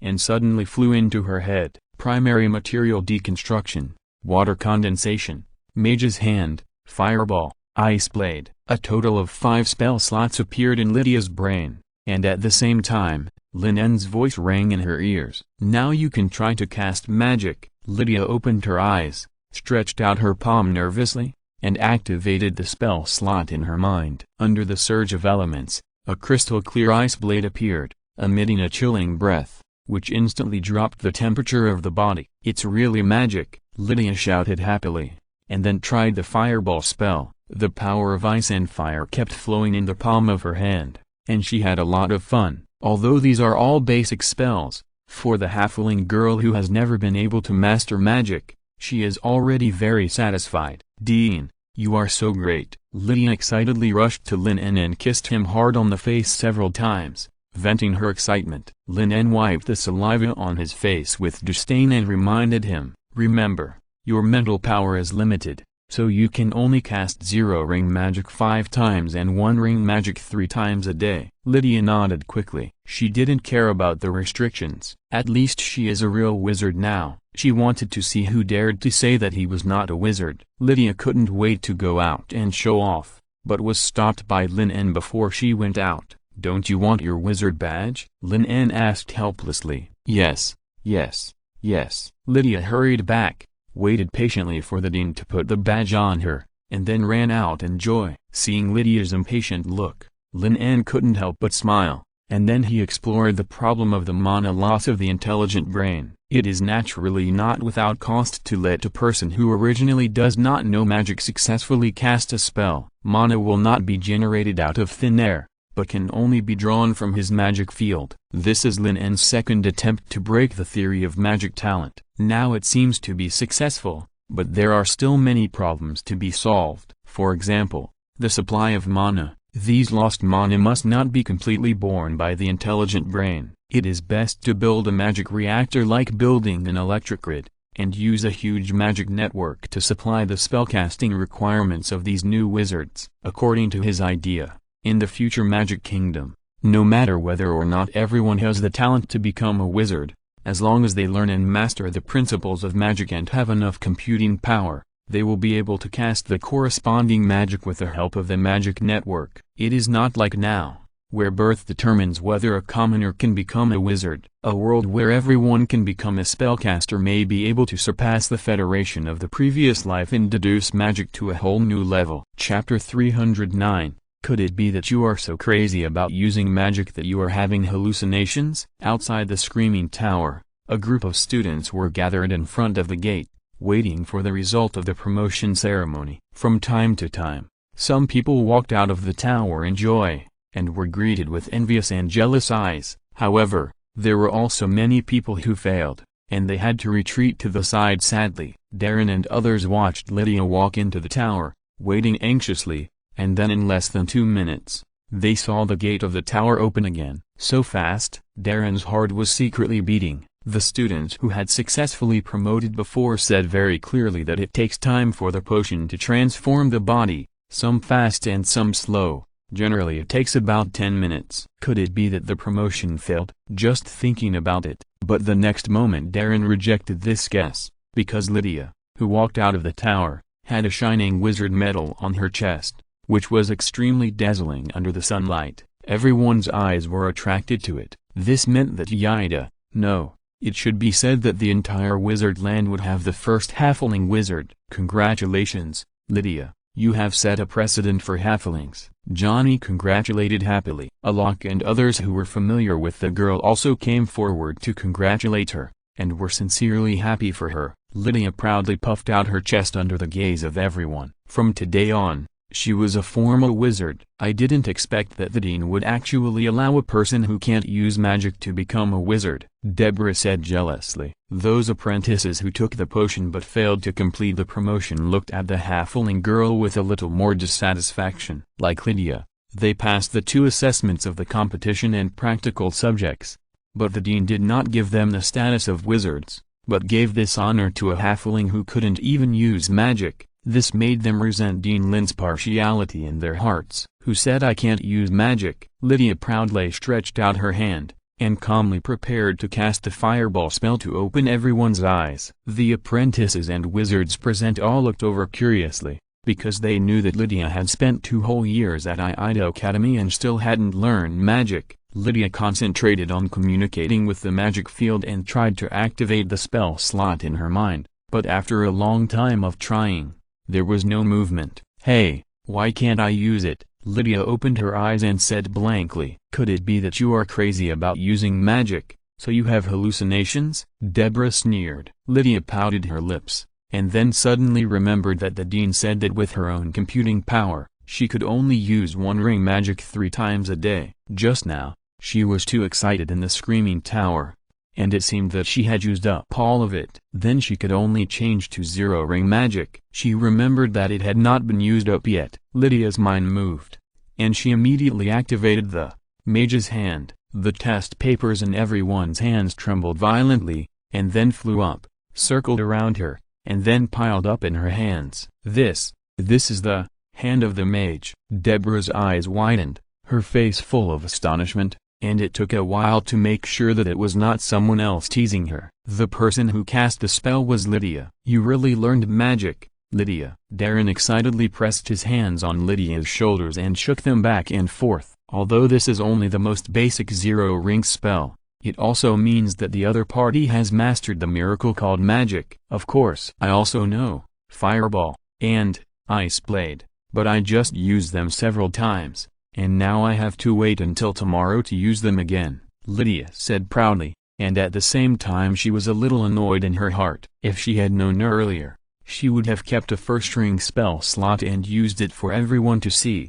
However, since Lydia successfully cast the magic, no one questioned her words. After all, everyone's magic power and mental power are limited. Even a formal wizard may face the dilemma of running out of magic power after casting a few powerful spells. In other words, the halfling girl in front of him really became a wizard. But how did the dean do it? Halflings have no magical talent, which is the consensus of this wizard land. It has never been broken before. Could it be that Lydia is a special case? After taking the source of magic, she broke the shackles of race and gained the ability to cast spells. The dean may have seen her wizard talent at the beginning, so he was willing to let Lydia enter Yaito Academy. Alok and others thought confusedly, but they did not think in a more extreme direction. After all, if the dean really had a way to make anyone a formal wizard, it would be too amazing, hundreds of times more outrageous than the speculation that halflings have magical talents. Yaito's graduation exam lasted for 4 days before it ended. Alok and others who bid farewell to their apprenticeships were quickly assigned to various institutions. However, now people are needed in all aspects, especially wizards who have mastered a certain degree of physicalization, from the optimization of internal combustion engines, the production of ironclad ships, to the improvement of muskets and artillery. The 47 wizards who graduated this time can only be said to be a drop in the bucket. During these few days, Redel and Ham were not idle. They learned about every aspect of this wizard city and even went to various workshops to experience it in person. These jobs are indeed very tiring, working 14 hours a day, but the monthly salary is enough to make everyone forget the physical pain. Everyone cherishes their current life very much and works hard day and night, and almost no one is needed to supervise them, because the wizards who supervised here told them that most of the things produced in the workshops are prepared for war, which will largely determine the success or failure of this war. Once the parliament is defeated and the empire occupies this place, they will have to return to their original life of eating one meal and not knowing the next meal. And it may be worse. It is heard that the nobles and churches outside the wizard land are very cruel, and they will not hesitate to slaughter the entire city, rob their property, kill everyone who does not believe in God, or sell them as slaves to the wilderness. Therefore, the workers spontaneously worked overtime and burst out with great enthusiasm, just to keep their current lives. After staying in the workshop for 5 days, Redel reluctantly went to the grain-producing land opened up by the wizards at the invitation of Lin En, because today was the time for summer harvest. What appeared in front of Redel was an extremely spectacular scene. The golden wheat fields were endless, stretching all the way to the horizon, as magnificent as a golden ocean. Chapter 310 The Concept of Nuclear Explosion. This place was originally a barren land, a saline alkali land left behind after the seawater receded. But now it has been transformed into fertile fields under the power of magic. What attracted the attention of Riddle and others was the strange-looking harvesters, which the wizards in the alchemy workshop were conducting the final debugging. Wizard, Can this thing really turn wheat ears into wheat grains automatically? A man in his 30s was standing in front of the machines, watching the wizards start the machines eagerly, and kept asking, "B8 is the farmer here?" Because the workshop recruited a large number of workers, the poor who used to rely on farming to make a living changed their jobs. In order to prevent these lands from being abandoned, Lin En took the opportunity to implement the land contracting policy and prepared to implement fully mechanized large-scale farming. B8 took advantage of this opportunity and spent all his savings to rent all the surrounding land. This is the result of his hard work for more than half a year. This wheat field is more precious than his own son. Of course, no problem, Philip said confidently. In order to reproduce the drawings given by the dean, they spent a lot of effort and killed countless brain cells before they successfully restored this thing. Although they have not yet experimented, Philip is fully confident. "I just don't know which master invented this harvester. He can actually come up with such an exquisite creation." Dean Lin En, "Can we start now?" Philip turned his head and looked at Lin En, asking expectantly. Lin En smiled and nodded. He was also very curious about how effective the harvester reproduced by the Alchemy Research Institute would be. With permission, Philip asked several enthusiastic colleagues to board the harvester. As the lever was moved, these strange machines immediately made a series of thump-thump sounds. Under the tense gaze of the crowd, the harvester drove straight through the wheat field, and the wheat support at the bottom was inserted into the crops, combing handfuls of wheat and pushing them to the header, and then the internal cutting device cut them and transported them to the threshing drum, and finally selected them through the sieve holes, and the separated wheat grains were stored in the storage box at the back. This process is complicated, but it is all done automatically by machines. All they have to do is drive the harvester all the way and run wildly in the wide wheat field. In just a short while, thousands of square meters of land have been harvested. Philip proudly introduced the operation method and principle of the harvester to B8, Redel and others. In addition to the harvester, the Alchemy Research Institute also made a machine specifically for plowing and sowing. All of them are used, that is, plowing, sowing, and harvesting in one. On weekdays, wizards who are proficient in elemental science cast spells to fertilize the land. Just a few people can take care of a large piece of land. This is just like the heaven described in the Bible. Ham murmured, "It is said that in the heaven of God, the river flows with mellow wine." The wheat fields will automatically produce full ears of wheat without self-cultivation, and every tree branch is full of juicy stakes. Although he did not see the river made of wine and the stakes growing on the trees, the wheat fields here can be cultivated and harvested automatically, and there are alchemical instruments that can produce tens of thousands of meters of cloth a day. The beauty in the Bible only exists in imagination, but he has seen the miracle of Yaita with his own eyes. "Lord Lin, can these alchemical machines be used in the kingdom?" Redel asked hurriedly. "Now it is the summer harvest time in the kingdom of Hadratha. If there is such a harvester, then they don't need to work hard in the ground all day long. It's probably too late now. The harvester has a limited output. Yaita will have to take care of other cities in the wizard land after using it up. But when the autumn planting season comes, we can send some tillers to the kingdom." Lin said thoughtfully. "If Aiden and the others see this, they will be scared." Ham murmured, "If they hadn't seen it with their own eyes, no one would believe that farming and harvesting could become so easy." After driving the harvester for a while, the wizards of the Alchemy Research Institute jumped off the machine with great interest, and let Redel and others experience it, especially B8. He is the farmer here. This time, in order to test the effectiveness of the harvester, the wizards will personally demonstrate it to them. In the future, B8 will have to operate it himself. They worked until the evening. The originally wide and endless wheat field now only had half of the wheat stalks with roots. The harvesting work has been completely completed. If it were done purely by hand, it would probably take more than 30 people and 5 or 6 days to complete. Now, 5 harvesters can complete the work of dozens of people in half a day. The most important thing is that it is not tiring at all. The wheat grains can be directly separated, which saves a lot of time. B8, who was filled with gratitude, enthusiastically kept everyone, slaughtered the only camel in the family, and celebrated. When Lin En and his friends returned to the academy, it was already evening, and they were also sent an invitation to the academic seminar. Considering that the war with the church might last for a long time, this year's academic seminar was not surprisingly brought forward by a month. Lin En was still very interested in this seminar, since he made glass products. Wizards' understanding and research progress in the microscopic field have accelerated a lot, and astronomy has made great progress. Some wizards of the prophecy school have already made large astronomical telescopes and are ready to continue to improve the star map. He has seen related papers many times in the Magic Daily. During the time when he used magic incarnation to cause trouble in the kingdom, Lin En himself was not idle. He published many theories on electromagnetics, which received a lot of praise and some people's doubts.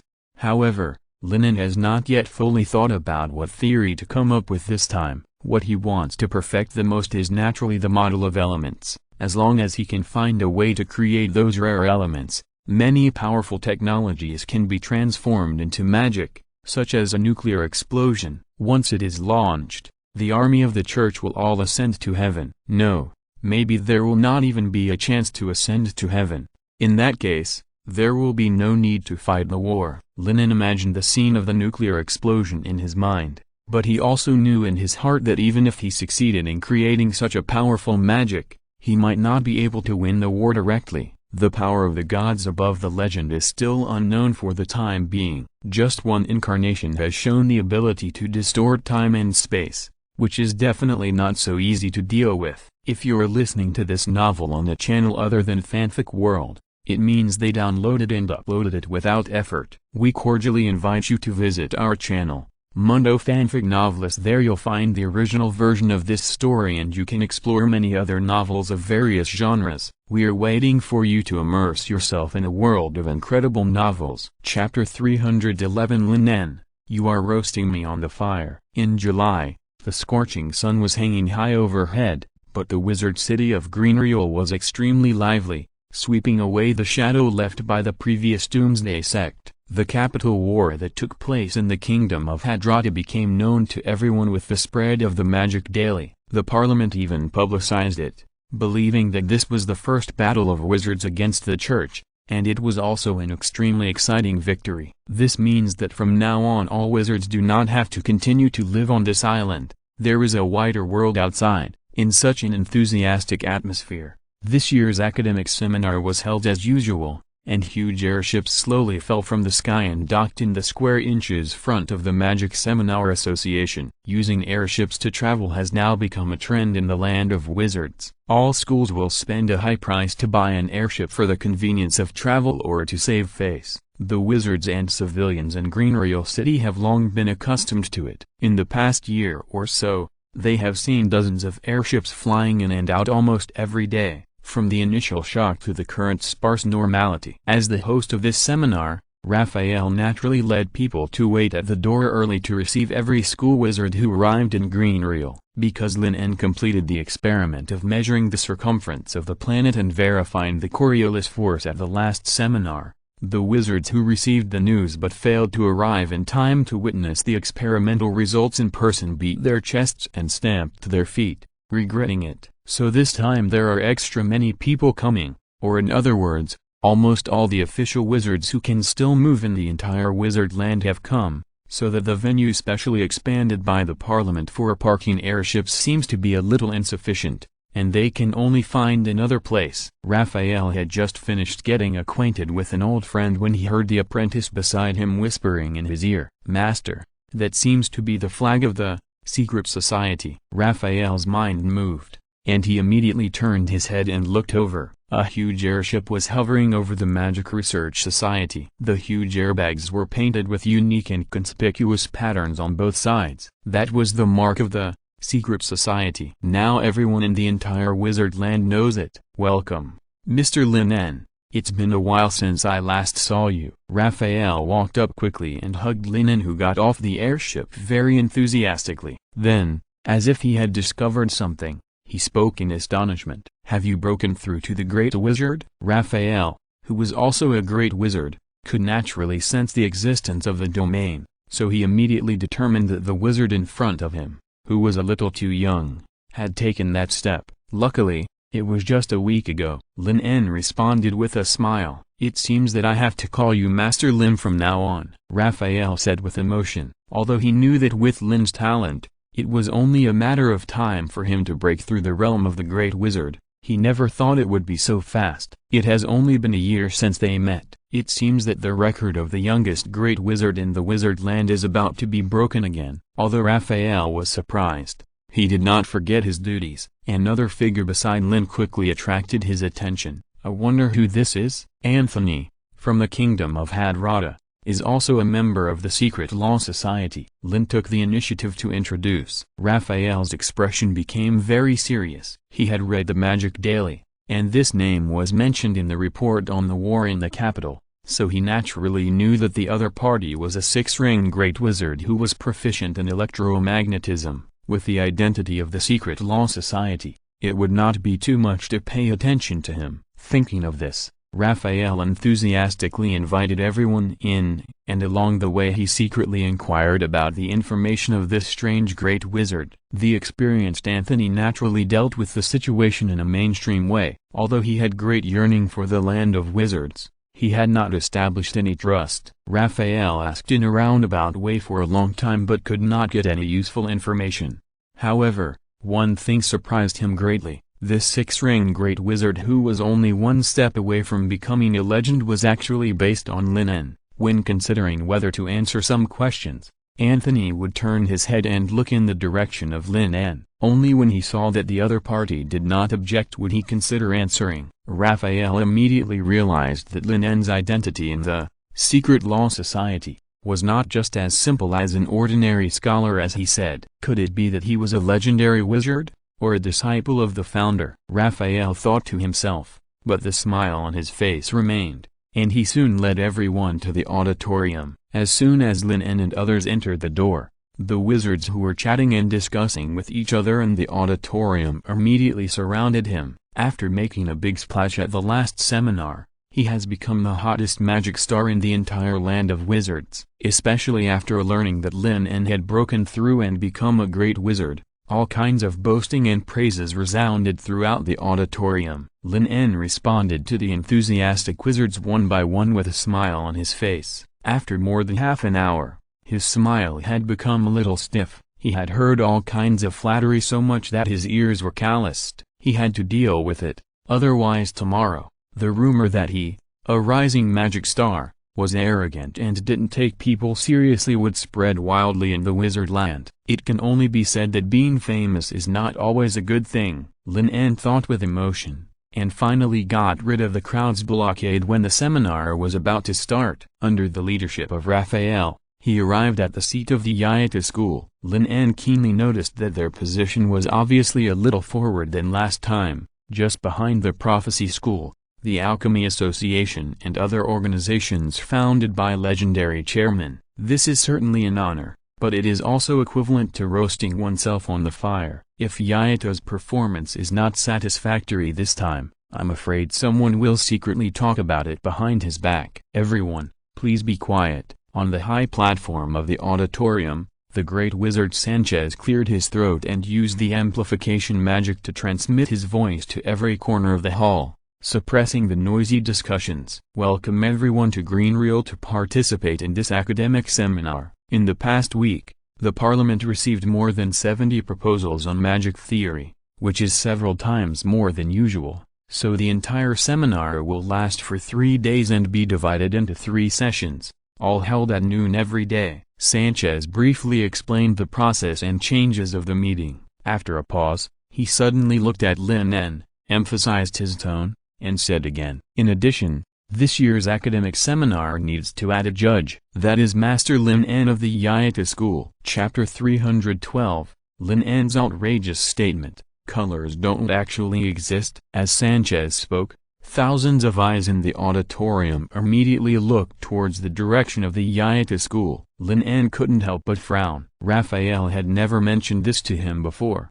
but before he could figure it out, there was a burst of enthusiastic applause in the auditorium. Under the attention of everyone, Lin En had no choice but to stand up and walk to the high platform, sit down on the judge's seat, then turn around and look at Raphael beside him, asking with a little dissatisfaction, "I shouldn't have offended you, master." Although being a judge of the seminar is not a bad thing, such a suddenness made Lin En have some bad guesses. In the short hours since arriving in Green Real, the Yata school has received too much treatment and honor. Lin En is very clear that the higher you stand, the worse you fall. Of course not. Why do you think so? Raphael asked with a smile. You should at least ask me before making a decision on this matter, Lin En said with a little dissatisfaction. It was indeed my negligence. Raphael patted his forehead and apologized to explain. Many of the proposals received by the Magic Research Association this time are about new glass instruments. I think you should know more about them than us.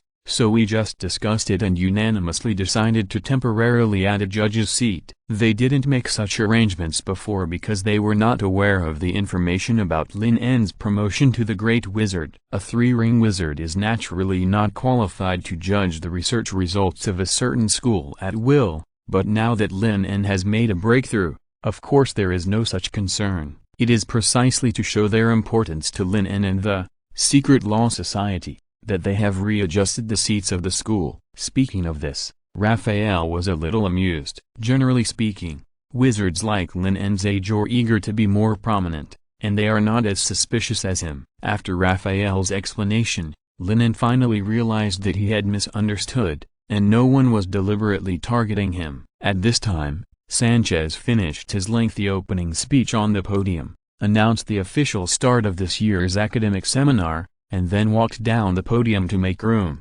Several young male and female witches couldn't wait to come up, and after saluting Lin En and others, they took out a strange cube made entirely of glass, displayed it in front of everyone, and spoke loudly. "This is the light dissociation device we developed." "Isn't this a prism?" Alok muttered in the audience, and the wizards of the Yata school beside him nodded in unison. Dean Lin En had demonstrated it to them as early as the kingdom of Hadrata, but it had not been announced yet. In fact, they were also conducting research on light, but they had not yet produced any key results due to the short time. As expected, the witches and wizards on the stage demonstrated the prism-splitting experiment, but these people's research is obviously not limited to this. There are things they have not yet understood. We also found that red, green and blue are very important among the 7 colors. It can even be said that all other colors are extended from these 3 colors. The wizard named Glenn said proudly, "I call them the original colors." It can be said that they are the real colors of light. Everything is actually composed of the 3 colors of red,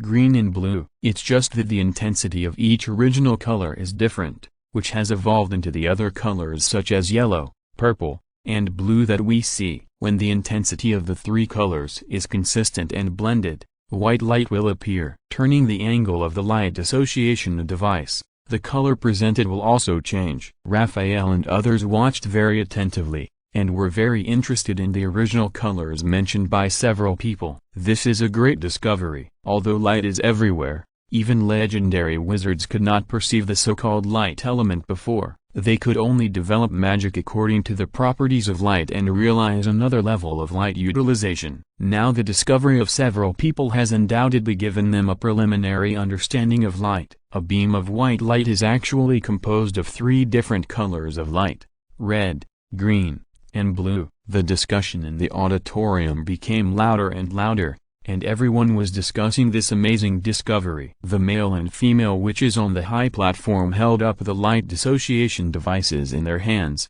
accepting the review of the crowd, and they were also very excited. With their research, they could at least get a Morning Star medal. Glenn has even begun to think about whether to change the name of his school. He has already thought of it, and it will be called Morning Light and Original Color. I think this research is very valuable. Sanchez was the first to speak, praising it. Raphael and others also agreed very much, and they also boasted about Glenn's research results. Glenn's face was full of smug expressions, and then he turned his head and looked at Lin, who had never spoken. Glenn was mixed with envy, admiration and jealousy for this famous magic star. This time, their research was based on the glass invented by the other party. However, The young and ambitious Glen believed that he would be able to study magic theories that would change the entire magic system and become a magic star that everyone was paying attention to. Just as Glen was fantasizing, Lin suddenly spoke, "Your research is very good, but I need to correct one thing. The three original colors you just mentioned cannot represent the origin or properties of light, and strictly speaking, objects do not actually have such a thing as color." Lin's words were shocking, and instantly a wave of doubts in the auditorium. "Master Lin, what do you mean? Color does not exist." "Then what are we seeing now?" Sanchez asked in confusion. Glen and his friends were also very dissatisfied. Light decomposition and original colors were the results of their hard work and research, and they had rigorous experiments as proof, but they were rejected by Lin in one sentence. "If color does not exist, then doesn't it prove that his research is meaningless?" "Mr. Lin, as an academic judge, it is your job to give your own suggestions and point out the mistakes and omissions, but it is better not to speak casually about things you don't understand." On the judge's bench, a great wizard in purple clothes scolded dissatisfiedly. Raphael had proposed to let Lin be a judge before,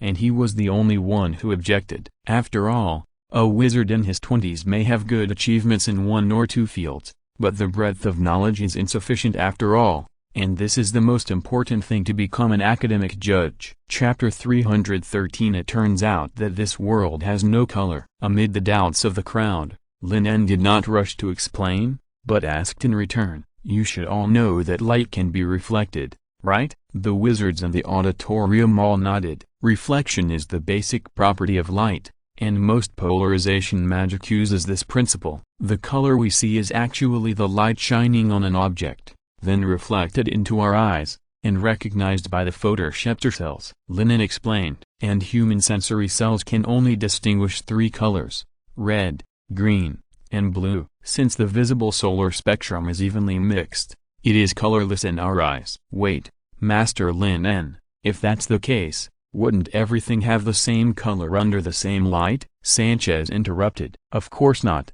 because part of the light is absorbed by the object, and we only see the part of the visible light that is reflected." Lin En said. "To put it more accurately, after the light reflected by an object enters the human eye, it is converted into an electrical signal on the retina and transmitted to the brain through the optic nerve. The so-called color is just a human definition of the visible effect of electromagnetic waves in a certain frequency band of visible light." Regarding this point, after he mastered the electromagnetic force, he verified it in Yida, so he naturally had full confidence. Lin En's words resounded throughout the auditorium, and the arguments and discussions in the audience became louder and louder. "This theory is really too amazing." Raphael looked at Lin En and couldn't help saying, "Doesn't that mean that this world is actually colorless?" In the past, they believed that the elements themselves had a certain color, and the objects they combined would show the corresponding color system, and light only allowed them to see these colors that originally existed, or attached to the surface of the elements. However, Lin En's statement was completely opposite. All colors come from light, and what they see is actually the light that is rejected by the object, and those that are absorbed are invisible. In other words, a red object is actually not red at all. Instead, it will reflect all the red light and then absorb light of other colors. Theoretically, if we can find a way to see the light element inside an object, this thing should show a mixture of other colors. Raphael understood Lin's words with great difficulty. It was really hard to imagine a world with reversed colors. "Yes, there is no color without light." Lin nodded and recognized Raphael's words. "This is simply a fallacy." The great wizard in purple clothes slapped the table and stood up, shouting loudly, "So everything we see is reversed. A black object will absorb all the light and is actually very bright, but we can't see it?" "No, that can't be said. Since the light is absorbed and not reflected, it naturally can't be bright." Lin shrugged and continued to speak. "And you can think about it. At night, staying in a sealed space, can you see colors? So colors exist based on light." Hearing this, Raphael and others were stunned for a moment. Sanchez frowned and felt that Lin's statement was unreliable. "Master Lin, magic needs rigorous arguments, not guesswork. We can't see anything without light, so can't we say they don't exist?" Glen, standing on the high platform, mustered up his courage and refuted. He was the last person to believe this argument. After all, this was related to whether he could obtain the Morning Star medal. Once it was confirmed that the original color was not the essence of light, but a phenomenon caused by physiological reasons, the importance of his research results would plummet. However, after arguing with a great wizard, who was the most sought-after magic star in the wizard land, Glen's courage gradually faded, and cold sweat began to break out on his forehead. His friend beside him quietly pulled his sleeves, signaling Glen not to rashly contradict the magic star. The other party didn't even need to do anything, just a little expression of his intention, and their future life would be difficult. Lin didn't care about Glen's slightly sharp questioning, and said with a smile, "That's a good rebuttal. You're right. Every magic theory needs to be verified by experiments. Then now, please seal up the windows and doors of this auditorium. Don't let any light in." After Lin En finished speaking, the wizards by the windows in the auditorium cast spells together and blocked up all the doors and windows. The originally bright academic seminar scene immediately became extremely dark, leaving only the light from the top of the tower above their heads, providing a little light. "Who has a mirror on them?" Lin En asked again. "I have one on me." Glen took a step forward and took out a round mirror from his arms. He has been doing experiments on light recently, so of course he would never leave the mirror. "Very good." Lin En nodded, and then called Johnny over, asked her to stand in front of the high platform, and use the round mirror to reflect the light falling from the top of her head onto the girl. In the darkness, Johnny's figure was extremely conspicuous. She was wearing a bright red long skirt, and the hem of her skirt swayed gently, like a flame. "Do you know what color clothes she is wearing?" Lin En asked. "Of course it's red," Glen replied. "Isn't it obvious to everyone?" Raphael curled his lips, not understanding why Lin En asked such a stupid question. "Please remember your judgment now. The clothes are red, don't forget it," Lin En said meaningfully. Raphael was speechless. Could it be that the clothes could turn blue later? He wanted to see what the other party was up to. Lin En turned his gaze to the girl in the red dress and said with a smile, "Your skin color is very white and beautiful." Johnny didn't expect the dean to say this in public. In the ambiguous eyes of the wizards around him, he seemed a little shy and uneasy. "This is very suitable for experiments." Lin En silently swallowed the second half of the sentence. "Next, we need to use your light dissociation device." Lin En walked up and patted Glen on the shoulder, saying, "What should I do, Master Lin En?" Glen asked nervously, holding the invention in his hand. "First, decompose the light like we did just now." Lin explained the steps to Glen step by step in great detail. Only after he was sure that the other party understood, he announced that the experiment could begin. Chapter 314 Master Lin En, your wisdom is amazing. The wizards in the auditorium were very curious about what exactly the experiment Lin En was talking about was. Many people still remembered that the magic star also conducted an amazing pendulum experiment here a year ago, proving that the continent under their feet was round and kept rotating. "Master Anthony, is this world really colorless?" Fulla asked in a low voice. Anthony frowned and did not answer. Alok and others beside him were also muttering in their hearts. They still believed in the words of the dean, but this time it was too outrageous. Similar discussions rang out in the entire auditorium. At the same time, Glen took a deep breath and followed Lin En's instructions, placing the light separation device in his hand under the beam of sunlight falling from the top of his head. The white light was immediately separated into an extremely gorgeous 7-color rainbow light. Then, Glen covered the other colors of light and only left the blue light, and aimed it at Johnny. A beam of dazzling blue light soon shone on the girl, and then all the wizards in the auditorium couldn't help but stand up, with astonishment on their faces. How could this happen? It turned black. Raphael stared at the platform. Under the irradiation of the blue light, the girl's originally fair skin turned the same blue as the light, and the red dress on her body turned dark black. Glen also tried to suppress his surprise and turned the light dissociation device in his hand, from blue light to green light and then to yellow light. But no matter which light was used, Johnny's clothes were all black. If it weren't for her skin color constantly changing with the light, Everyone present would have thought that the light dissociation device was broken. It was not until Glenn passed the blue light and began to transition to red light that the situation finally changed. The orange light shone on Johnny's body, and the long dress immediately turned back to its original bright red. This strange optical phenomenon surprised the wizards present, especially the great wizard who had spoken out against Lin En before,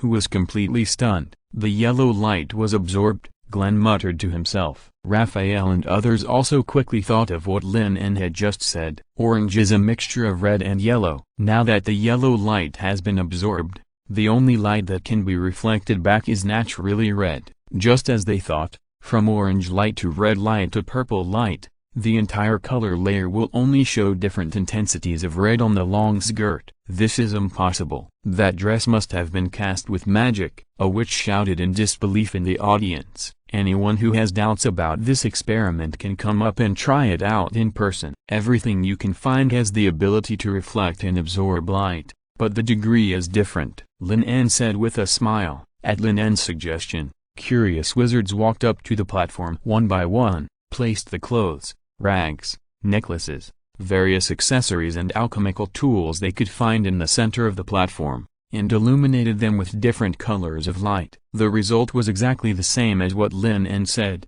but since most things do not purely reflect a certain color of light, only the red dress on Johnny is very bright and absorbs other colors of light very well, so there is such an obvious change. It's true, the object itself has no color at all. Everything we see is the reflection of light. After conducting an experiment himself, Sanchez no longer had any doubts in his heart. If the object itself has color, then under the illumination of various colors of light, it should show a change in color instead of simply turning black. So the only explanation is that the object has no color, and the color is the light they see. But soon Sanchez seemed to have suddenly thought of something and asked in confusion, "Master Lin En, I have another doubt and would like to ask you to answer it. Since an object can absorb light, is there a limit? Where does the absorbed light go?" Lin En looked at Sanchez in surprise. This question was very profound. After all, it was a change at the quantum scale. He could explain it, but he could not give it definite proof. After thinking about it, Lin En answered it carefully. "I think you may have noticed that a white object absorbs heat the slowest in the sun, while a black object absorbs heat the fastest. After all, it absorbs all the light and obtains the most energy. So that's it. Is it the heat generated by the gathering of the light element?" Raphael thought about the light element theory that was popular in the wizard land, and then said with emotion, "Your wisdom is amazing, Master Lin En. It seems that letting you be the judge is the most correct decision." If Lin En was not there, they would definitely recognize Glenn's theory of original color. Although the deduction of magic theory is always accompanied by fallacies, there are many theories that were previously recognized and even promoted by the parliament and then overturned, but the judges who made the decision still felt like their faces were swollen. On the high platform, Glenn and others looked very depressed, but they could not say anything to refute. After all, the ironclad evidence was in front of them. "Master Lin En,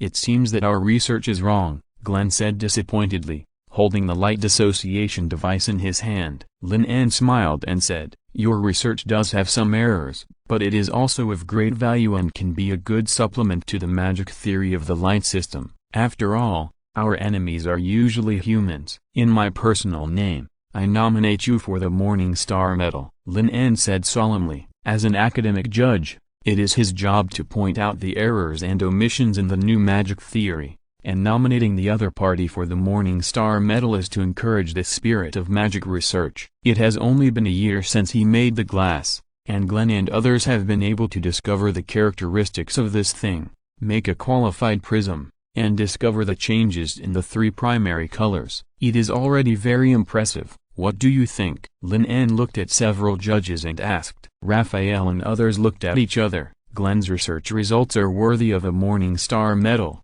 but they can also see that Lin En has a deep understanding of optics, and is not unfamiliar with the original color. He can also direct Glenn to conduct experiments, so he should have known this theory a long time ago. However, since even Lin En did not object, after discussing it, Several people agreed unanimously. The spirit of the magic seminar is to encourage wizards to conduct magic research and publish the corresponding results. Since Glen and others have independently researched the phenomenon of rainbow light and 3 primary colors, they are still worthy of reward. Chapter 315, Rejected Morning Star Medal Nomination and Invisible Rays. After unanimous review by several judges, the resolution to apply to the Parliament for a Morning Star Medal as a commendation was quickly passed. The wizards in the auditorium all looked at Glen with envy. Generally speaking, as long as the great wizards approved, the so-called application to the Parliament was just a formality. However, at this moment, Glen stood up and interrupted. "Wait, masters, do you have any new magic theories you want to explain?" Lin En asked curiously. "No, I don't." Glen shook his head and then spoke hesitantly. "Thank you for your approval, Master Lin En, but I want to know that you should have known about this spectroscopic device and the original color theory a long time ago, right?" Lin En hesitated for a while, not wanting to undermine Glen's confidence too much, but he also knew that he had said too much just now, and after considering for a long time, he explained, "Just over a month ago, I happened to do a similar experiment when I was in the kingdom, so I have some understanding of it." Alok and others in the audience nodded in unison. They all saw Dean Lin En use a small prism to perform the same spectroscopic experiment. "So that's how it is." Glen's expression was a little disappointed. Although Lin En said it very humbly, he naturally understood that the other party had already verified these 2 theories in advance. As the developer of glass, this was not surprising. "In this case, I can't take this Morning Star Medal. This should belong to your honor." Glen was somewhat reluctant, but still said firmly. He knew very well that as the winner of the Corona Medal and the most shining magic star in the wizard land, Lin En might not care about the ownership of a Morning Star Medal, but Glen did not want such a charity. It was a shame rather than an honor for the magic school he founded. After these words came out, the wizards present were all shocked, and Glen's friends frequently winked at him in an attempt to make him take back his words. "You know, this is the Morning Star Medal. Usually only 3 or 5 people can receive this honor at the academic seminar every year. It is no exaggeration to say that with this medal, you will become the focus of everyone's attention wherever you go. Even those geniuses in academic research may only have one chance to be nominated in their lifetime. If you miss it, you may not get it again." On the judges' bench,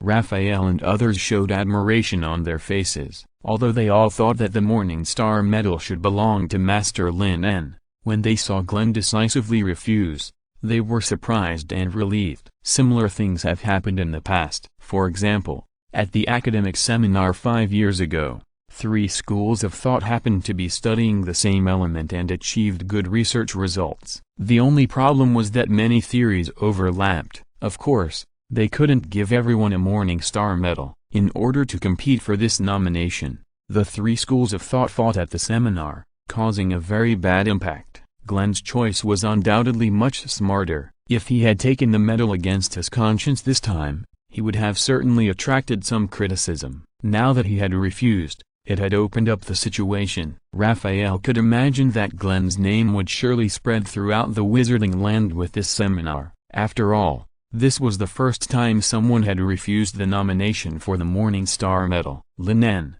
who was also sitting in the judge's seat, was somewhat amused. He had not expected that he would point out the omissions in Glen's theory and make the other party give up the nomination on his own initiative. It was obviously his first time as a judge, and he had not grasped the degree well. Lin En secretly reflected on himself. Of course, he had known these theories for a long time, but after all, he was standing on the shoulders of giants. In comparison, Glen and others were the real pioneers of magic. It would be bad if the confidence of these people was hit. Because he was worried about hurting the other party's self-esteem, Lin En did not insist on giving the award to Glen, but just said in a deep voice, "Optics is a very new subject. Even the secret society does not have a thorough understanding of its nature. So we are all on the same track. Since you have developed this spectroscopic device and the 3 primary colors, why not continue to work on this aspect?" In addition to the 3 primary colors that can be recognized by the naked eye, There are many kinds of light that we cannot see. They are very strange and worth exploring. Lin En talked freely and gave Glenn some research directions. There are many invisible rays, such as infrared rays and ultraviolet rays. As long as one of them can be studied, it is not too much to give him a Morning Star medal. If Glenn can study the nature of light, let alone the small Morning Star medal, even the Corona medal, the highest academic award in the wizard land, is not enough to commend his achievements. Glenn listened to Lin En's explanation very seriously. He was unwilling to accept the honor of charity, but it did not mean that he would refuse the other party's guidance. More importantly, he wanted to find out which fields no one had yet explored, so as not to make his hard work in vain. Master Lin En, we can't see these lights, nor can we perceive them through spiritual power, so how can we study them? In the auditorium, an alchemist in the front row suddenly asked. Lin En reminded calmly, we can analyze,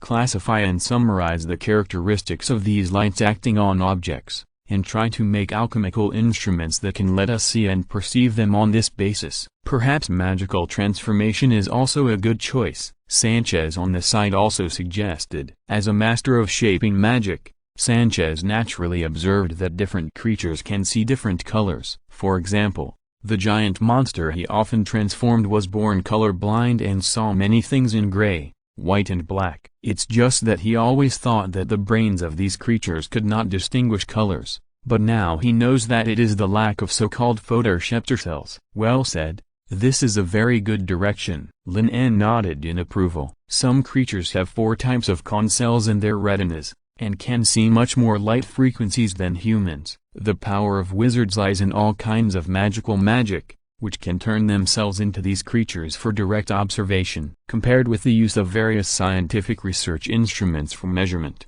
this is a big advantage. But they had never thought in this direction before. When Lin En was reading a book on shaping some time ago, it mentioned that snakes are born with a kind of perception magic that can sense heat with their tongues. In fact, to put it bluntly, this thing is just infrared. Chapter 316 The Basic Constants of the Universe. There was a constant stream of discussion in the auditorium. Those wizards who were proficient in plasticity were particularly excited. Lin En Sanchez had undoubtedly pointed out the direction for the study of optics. As long as he could transform more creatures, study their ability to perceive light, and even dissect and find the so-called photosensitive cells, and write a summary report, wouldn't he get the Morning Star medal? If I had known earlier, I would have studied plasticity. Alok sighed. He was better at elements and alchemy, and his plasticity was just barely passing. Unfortunately, the easiest Morning Star medal was about to be lost. However,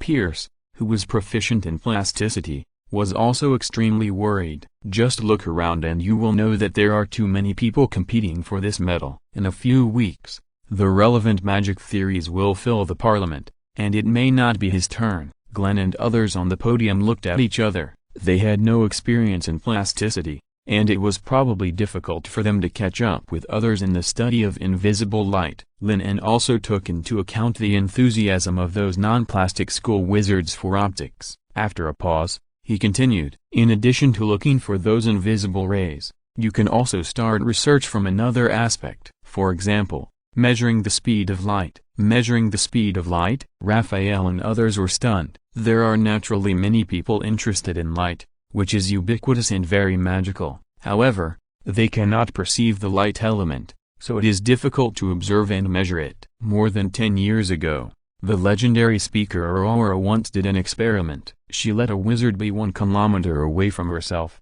and then used magic to reflect light to the other person, and measured the speed of light according to the arrival time. However, this thing is too fast. Even the legendary wizard's reaction speed can't detect this tiny difference. In the end, the legendary witch could only guess that the speed of light may exceed 1,000 kilometers per second, and it needs to be measured from a farther distance. But this creates a second problem, that is, light will scatter. If the distance is too far, the transmitted light will become weaker and weaker, and it is impossible to make a more accurate measurement. So much so that some people suspect that light arrives instantly. However, this experiment did yield an unexpected result. which was that the speed of sound was successfully measured to be between 300 and 400 meters, and it would fluctuate depending on the region. Sanchez explained to Lin En in detail the experiment that Speaker Aurora had done to measure the speed of light. 1 kilometer? It was indeed too close, and without more professional instruments, it was normal for it to fail. Lin En didn't know the exact speed of light in this world yet, but it was definitely not that slow. According to the data from the previous life, the distance of 1 kilometer was only a few hundred thousandths of a second, and even a legendary wizard could not measure it simply by reaction speed. Lin En pondered for a while and looked at the wizards at the seminar. I already have some ideas about measuring the speed of light, but I haven't verified it yet. It will take a few days to prepare, probably after the seminar, and the possibility of failure cannot be ruled out.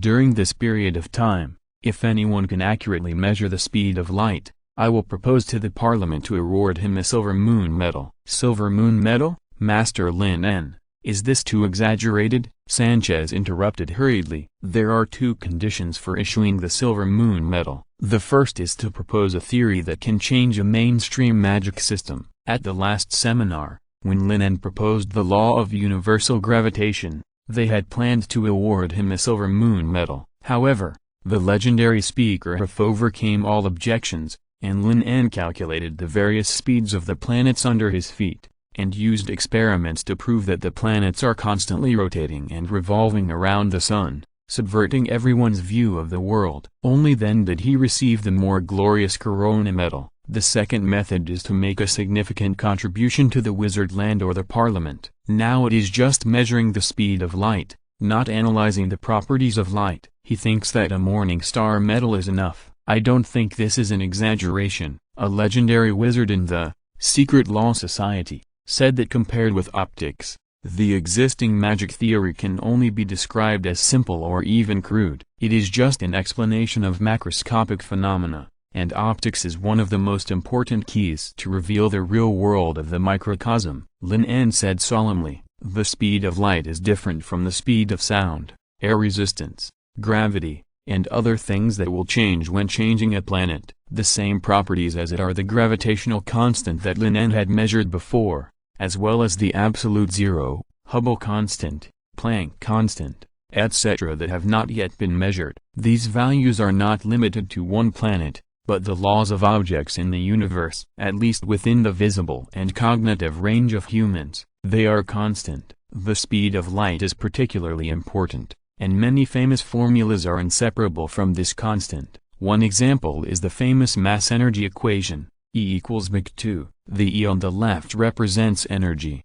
the m on the right represents mass, and c is the speed of light. This formula contains the mystery of mass and energy conversion. Whether it is a nuclear explosion or the more powerful antimatter annihilation, it can be calculated using this formula. Of course, whether the theory of the invariance of the speed of light is popular in the world is still a question mark, and these all need to be verified by experiments. Lin En has always wanted to measure these basic constants, but he had previously focused most of his energy on the war in the kingdom, which has been delayed. It can be said that since the study of optics, they have opened up a corner of the real world, from the orderly macroscopic field to a chaotic and weird microscopic field. Even though the Federation in the previous life had not been able to thoroughly study quantum theory, even a small gain would be enough to accomplish such a feat as interstellar travel. Lin En's overly straightforward words made the wizards present feel a little difficult to accept. The magic science that had been developed in the wizarding land for hundreds of years was described by the other party as simple and crude,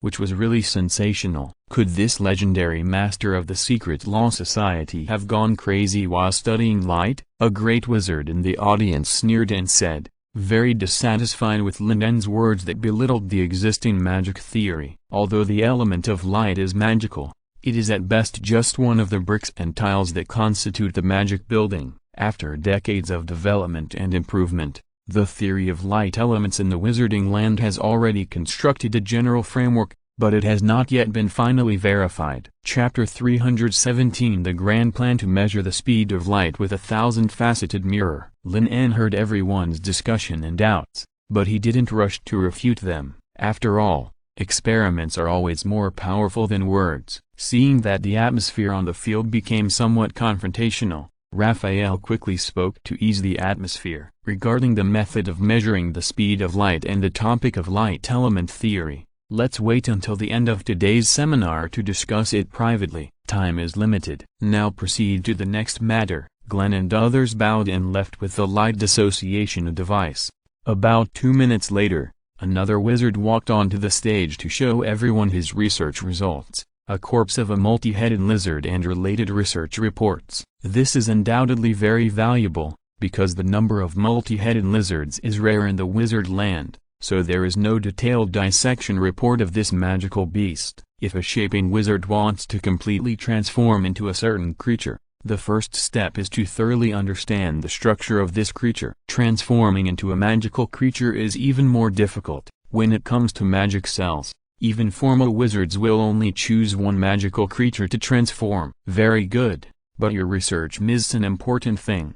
That is, the Hydra has several heads. Once the wizard chooses to transform this creature, he will face unknown risks, and his soul may be separated. Sanchez said solemnly while flipping through the report in his hand. Although this is risky, it is also the special feature of the multi-headed Hydra. The regeneration ability of this thing is very outrageous. Even if the head is chopped off, another one can grow out. The combat power is very considerable. If it can be studied thoroughly, maybe the wizards of the plastic school will have another choice of magic transformation in the future. Thinking of this, Sanchez asked him to continue to study in depth. If he can solve the risk of transformation, or crack the secret of the infinite regeneration of the multi-headed Hydra, he will strive for the nomination of the Morning Star Medal for him. The wizard who was recognized by Sanchez seemed very happy, and his eyes quickly looked at the other great wizards. Lin En's understanding of plastic magic is still at the initial stage, and he can't compare with the plastic master like Sanchez. He can only give him some suggestions on dissection and corpse storage from a biological perspective. The other judges also spoke up to make supplements. Raphael was very opposed to developing the transformation magic of the multi-headed lizard. After all, it was chilling to think about dividing consciousness into several heads, and it might cause irreparable damage to the soul. But in general, several people agreed with Sanchez's judgment. If they could continue to study and produce more rigorous results, they would not hesitate to nominate to the parliament. It seems that there will be several winners of the Morning Star Medal at today's academic seminar, Raphael said with emotion as he watched the wizard walk down the platform. He hadn't seen such a grand occasion for decades. It was probably because Lin En won the highest honor in the academic world last year that inspired the research enthusiasm of wizards. However, Raphael undoubtedly set a flag.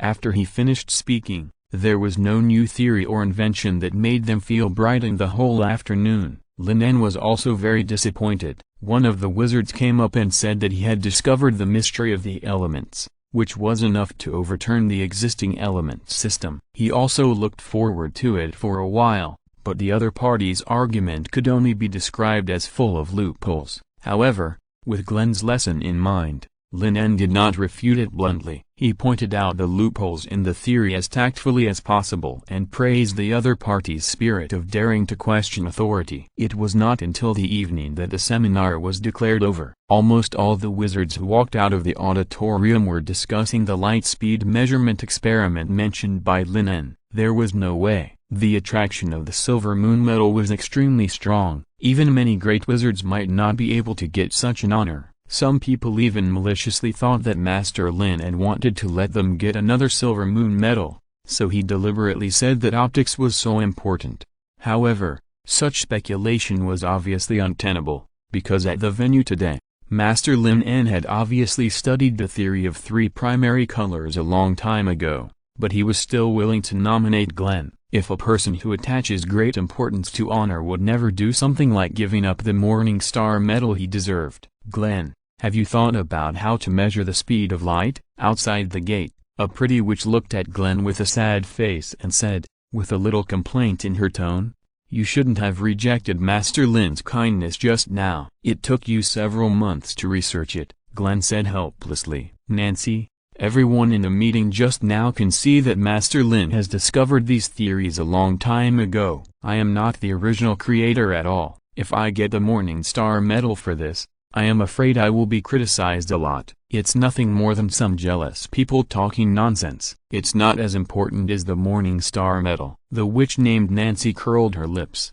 still a little dissatisfied. Glenn shook his head and did not continue to argue. Instead, he skipped this topic, straightened his face, and spoke. As for how to measure the speed of light, I think we can use Lady Aurora's method. But didn't the experiment of the speaker fail? Nancy asked, puzzled. That's just because the distance is not enough, Glenn said decisively. As long as the distance is increased 10 times, or even 100 times, it will work. This is the dumbest and fastest way. 100 times. That means at least 100 kilometers away. Can you still see the light? Nancy muttered to herself. Glenn quickly described his idea. He had previously used the magnification and reduction principle of the concave and convex mirror to develop a small magic of focusing light, which could gather light and form a more dazzling light. In this way, even if the light scatters when it propagates over a long distance, it should be able to maintain an intensity that can be recognized by the naked eye. As for how to achieve a distance of 100 kilometers, his idea is to let the light refract back and forth continuously. A mirror is 100 meters apart. 10 mirrors are 1 kilometer, 100 mirrors are a full 10 kilometers, and 1,000 mirrors are 100 kilometers. Even if the speed of light is 1,000 kilometers per second, as Aurora guessed, it will take 0.1 seconds to run the whole distance. With the reaction speed of the wizard, such accuracy can still be barely judged. 1,000 mirrors. Nancy smacked her lips, and admired Glenn for being able to think of such a grand plan, but then hesitated. This thing is not cheap. A mirror costs several magic gold coins, and they can't afford it even if they empty their pockets, so we can only borrow it. Glenn shrugged. In order for his experiment to proceed smoothly, he had to put aside his pride. If you are listening to this novel on a channel other than Fanfic World, it means they downloaded and uploaded it without effort. We cordially invite you to visit our channel,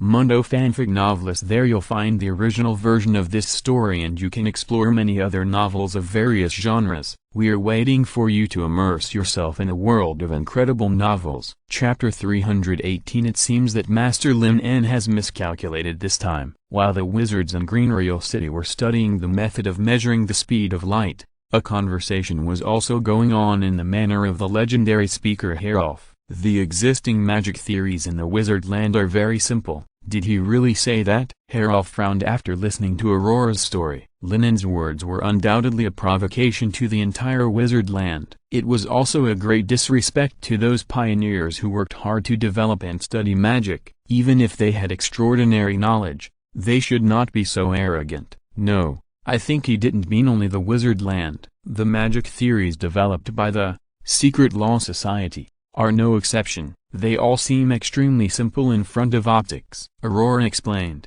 and at the same time recalled what Lin En said at the venue. Optics is the most important key to revealing the microscopic real world. What exactly does this real world refer to? Could it be that the world they see now is all fake? Aurora thought confusedly, and always understood the meaning of these words. Riv also fell into deep thought. From the previous contact and the various novel theories proposed by Lin En, it can be seen that the Secret Society has a much deeper understanding of magic and this world than them. If these words are not intentional ridicule and arrogance, then it is worth exploring. What kind of secrets does the ubiquitous light contain that can deserve such an evaluation? Riv really wants to attend the gathering of legendary wizards again and ask them in person, but he has not received an invitation until now. Although Riv, who owns the secret ring, also has the right to organize other people to meet, it seems that he is too eager. The most important thing is that he has not figured out the Big Bang Theory,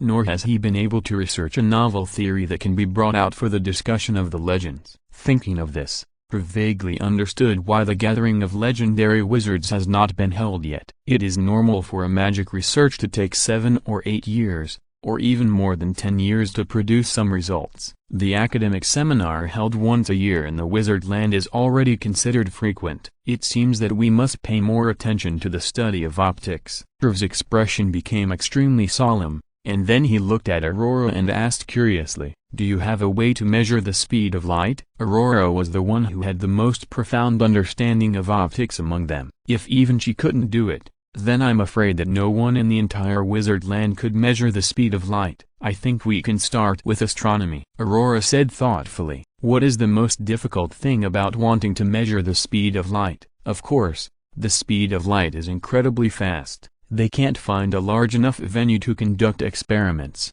and it is difficult to create strong light that can span thousands of kilometers. As for the vastness of distance, it must be the universe and the stars. According to the data they calculated last year, the diameter of the entire planet is tens of thousands of kilometers, and the distance between the planets is even farther.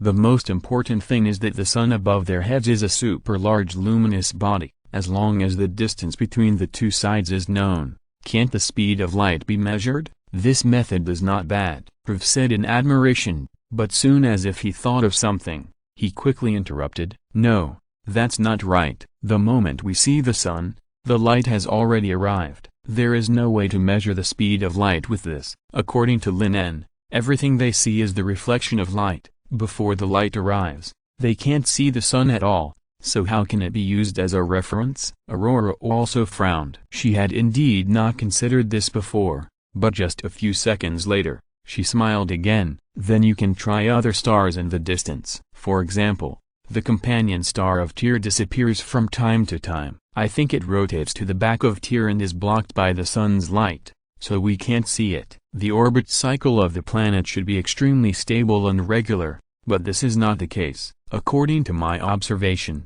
the time when the companion star disappears is not uniform in a year. It is sometimes fast and sometimes slow, and it keeps changing every month." This strange astronomical phenomenon once puzzled her, but now she has an answer. Because in a year, the distance between Tyr and them in the orbit of the sun is different. It takes time for the sunlight to propagate to the companion star and then reflect back to be seen by them. It will not arrive immediately. If the distance between the two stars and the eternal star is known, perhaps the speed of light can be inferred. After listening to Aurora's story, Priv clapped his hands in admiration. "You still have a way. It seems that you have won the Silver Moon medal this year." As he spoke, Priv couldn't help laughing. This time, Lin En was afraid that he would miscalculate. Lin En dared to promise in public to nominate the Silver Moon medal for the person who calculated the speed of light. Obviously, he was very confident that they could not find a way to measure the speed of light in just a few days,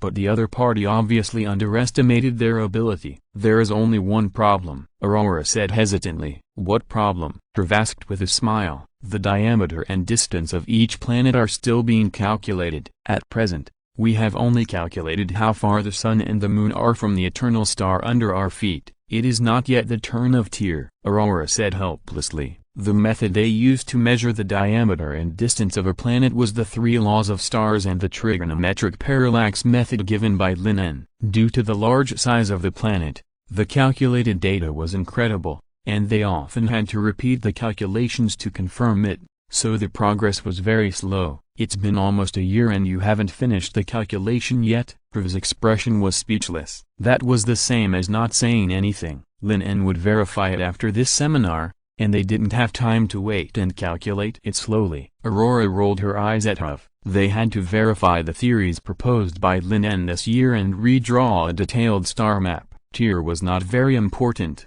so it was naturally at the back of the list. In addition, although it is feasible to use this method to calculate the speed of light, considering the rotation of the planet itself, there may be some errors, and only an approximate value can be estimated. So we can only use a stupid method, such as reenacting your original experiment. If 1 kilometer is not enough, then 10 kilometers, or even 100 kilometers, Priv said firmly. In fact, there are already quite a few people preparing to do similar experiments. Their ideas are very interesting. Let's let them do it. Aurora shook her head. Since someone was helping her verify it, it would be nice to save some effort. Chapter 319. It seems that the speed of light is not very fast. The next evening, in Greenreal, Thousands of wizards and civilians gathered outside a street, watching Glen and others hang smooth mirrors on every wall of the street. There are only 50 mirrors left. Put them according to the drawings. The angles must not be wrong.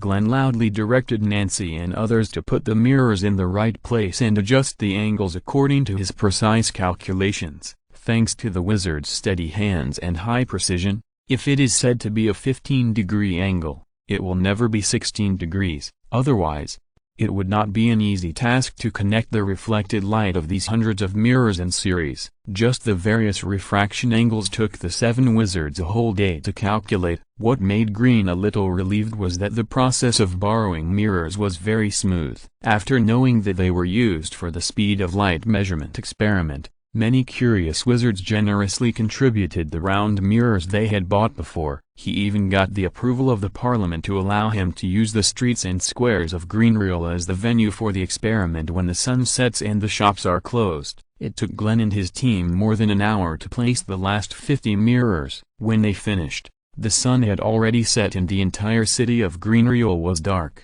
At his request, there were no candlelights in all the houses, and everyone could only see the surroundings with a little moonlight. "Glen, can you tell me now? Why did you ask us to borrow so many mirrors? Are you going to use this to measure the speed of light?" A wizard who was familiar with Green asked impatiently. Everyone present also had an expectant expression. Due to the temptation brought by the silver moon medal, there were many wizards who wanted to complete this experiment, and all kinds of ideas were varied, but Glen was the first one to put his ideas into action. Facing the gazes of the crowd, Glen also seemed a little nervous, but he still talked about it incessantly. "My plan is to use the principle that mirrors can reflect light to increase the distance traveled by light, so as to measure the speed of light." He placed a large number of mirrors in Greenreal City. In a moment, a beam of strong light will be generated from the entrance of DC District, reflected through the mirrors all the way to XC District, then to South City District, and then return in a circle.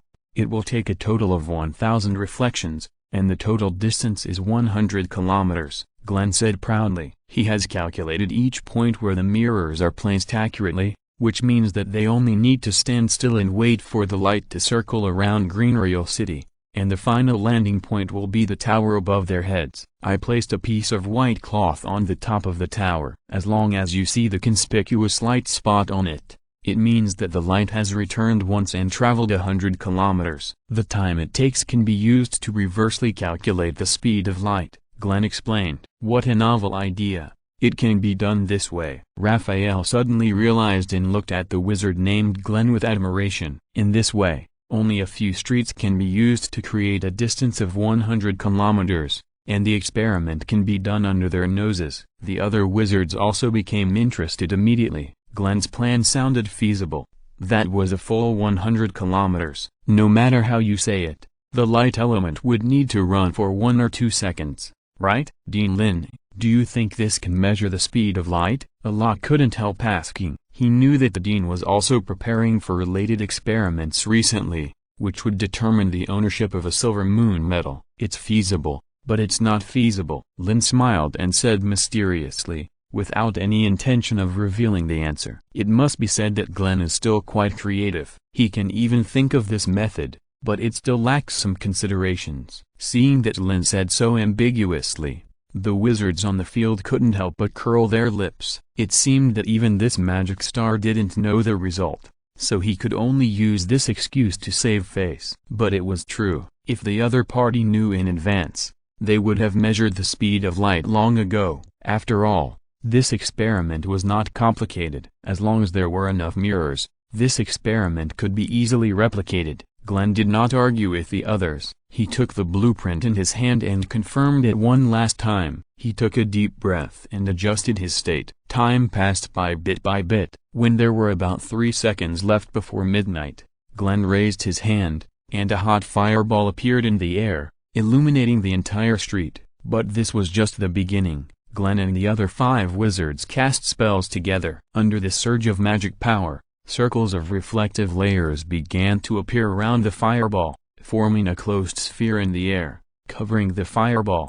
leaving only a small hole with a diameter of 1 centimeter. The light released by the entire fireball was gathered together and shot out through the small hole, aiming at the first round mirror. Glenn controlled the time very accurately. It was the moment when the magic clock reached 0. Under the attention of countless people, dazzling beams of light appeared in the whole street. Under the continuous reflection of the mirror, they stretched to the end of the vision. Nancy, who was standing by with her back to Glenn, had her eyes fixed on the top of the tower. She didn't dare to blink, for fear of missing the light spot. She held a magic clock in her hand. She had to stop it immediately when she saw the light spot. The final time was the time it took for light to travel 100 kilometers. 1 second. 3 seconds. 5 seconds.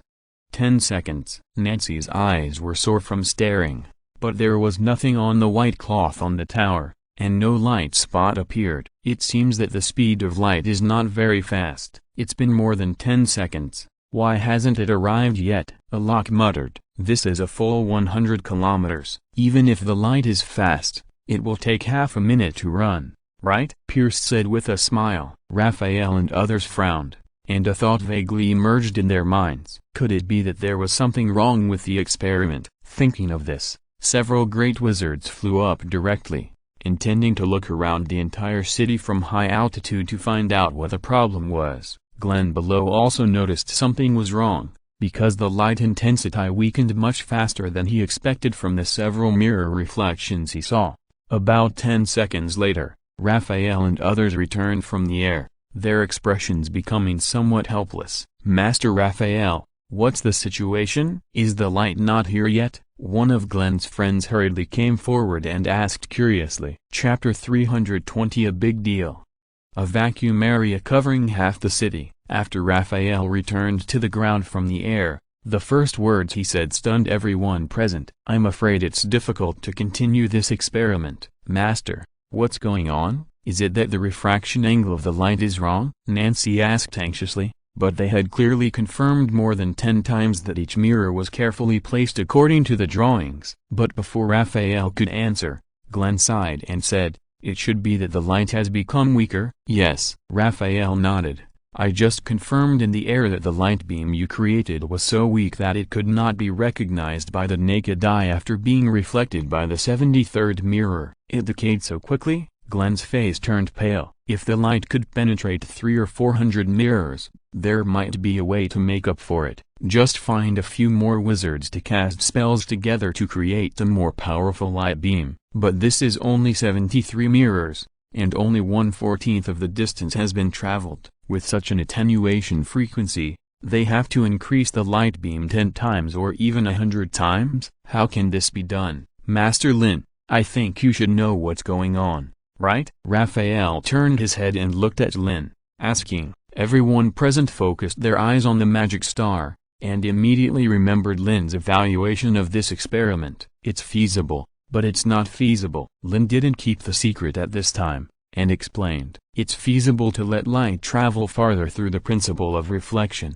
but although the mirror can reflect light, it can't reflect it completely, and it must lose some energy every time. In other words, we should reduce the number of mirrors and increase the distance of each reflection? A wizard quickly thought of a solution. No, this doesn't work at all. Glenn sighed. Light can't travel too far. He had already tried this, so he reduced the distance between the two mirrors to about 100 meters. That's because the elements in the air will also reflect and absorb light, and the light itself does not travel in parallel, but spreads in all directions, so we can see the light. Lin continued to explain. That is to say, as long as they can see the light, it means that the light is scattered and reflected into their eyes. Raphael immediately understood what Lin En meant, but then he suddenly refuted. This shouldn't be right. How can the light from the sun reach this eternal star across a distance of tens of millions of kilometers? After Raphael's reminder, many wizards also found the loophole in Lin En's words. If the light will continue to attenuate, then the light from the sun cannot reach here. The wizards of the prophecy school have calculated the distance between the eternal star and the sun. It is a very amazing value. Even the closest point is hundreds of millions of kilometers away. Outside our planet, in the vast universe, the content of elements is very rare, and light will not lose energy in a vacuum. As for reaching this planet, it is only scattered and absorbed by the elements, not disappeared. Lin En shook his head and said. Lin En's answer dispelled everyone's doubts again, but the successive problems made Glenn and others completely stagnant. In this way, the problem of light intensity attenuating with distance cannot be solved. Glenn thought hard for a while, but he couldn't think of how to make the light pass a distance of 100 kilometers and still be seen by them. Could it be that he had to declare failure? Glenn was very unwilling. He made so many preparations and put on such a big battle, but in the end he still failed. It can be imagined that they will definitely become the laughingstock of wizards when they chat tomorrow. At this time,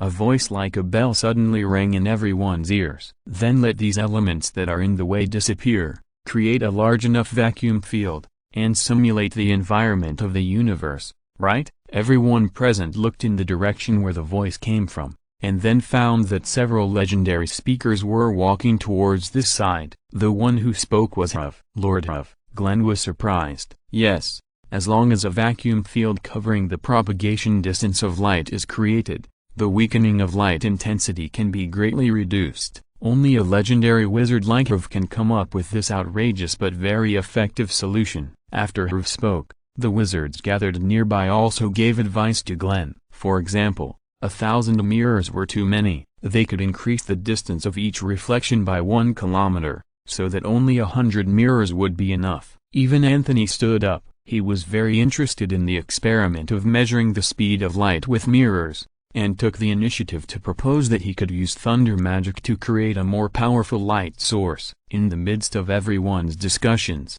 one problem after another was solved. Such an enthusiastic atmosphere of magic research also made Lin En feel very comfortable. Although there were many people watching the fun and even waiting to see the jokes, there were also many wizards who concentrated on magic research and wanted to find out how fast the speed of light was. Glenn also cheered up again, modifying the position and angle of each mirror on the drawing, and reducing the number to 100, preparing to do another experiment with the help of more powerful light. Everyone who has nothing to do with it should step away first. All the great wizards should stay, Prv said solemnly. Even if he was a legend, he couldn't repel elements on such a large scale. He had to gather everyone's strength. It took another hour for the preparations to be completed. Anthony took the lead. The flashing lightning began to appear in his palm, and it became brighter and brighter. The violent thunder kept jumping. Both civilians and wizards squinted their eyes. The light was so bright that people couldn't look directly at it. Let's start, Prv emphasized his tone, and his voice spread to every corner of the city. At the same time, 20 great wizards and 3 legends cast spells together. The elements that kept surging around them were quickly repelled under the effect of huge magic power. In just 3 seconds, the vacuum field covering half of the city was quietly formed. What a big deal, Lin En said with emotion. The wizard's imagination and practical ability far exceeded his expectations, but they soon gathered their minds, raised their hands to expand their own fields, and completed the vacuum section that belonged to him. Chapter 321 A beam of light cuts through the sky. After the vacuum field gradually formed, Glenn also released his focusing magic again, and the flashing electric ball suspended in the air was wrapped up. A beam of light so strong that it was difficult to look directly at shot out from the tiny hole, but because there was no element in the vacuum to reflect, the people present could not see the existence of the beam at all. They could only judge the trajectory of the light through the 100 round mirrors lit up in the wizard city. It appeared. The wizards waiting outside the vacuum field looked at the top of the tower in surprise. Although the incomplete reflection of the mirror surface would attenuate the intensity of the light layer by layer, this time the light did not disappear after passing through a full 100 kilometers, but illuminated the top of the tower and the entire white cloth. Did you see when it arrived? Pierce asked curiously. He just blinked and didn't see clearly when the light reached the top of the tower. It seems to be just a moment. Too fast. Alok shook his head. He didn't blink at all just now and didn't see clearly. The vacuum field covering half of the city slowly faded away. It was not an easy task for even the great wizards and legendary wizards to maintain such a huge field. How is it? Is there any result? Raphael flew back from the XC area quickly and asked hurriedly. Glenn immediately turned his head to look at the witch Nancy, who was responsible for recording the time, and the magic clock in her hand. The time on it stopped at 0 minutes and 0 seconds.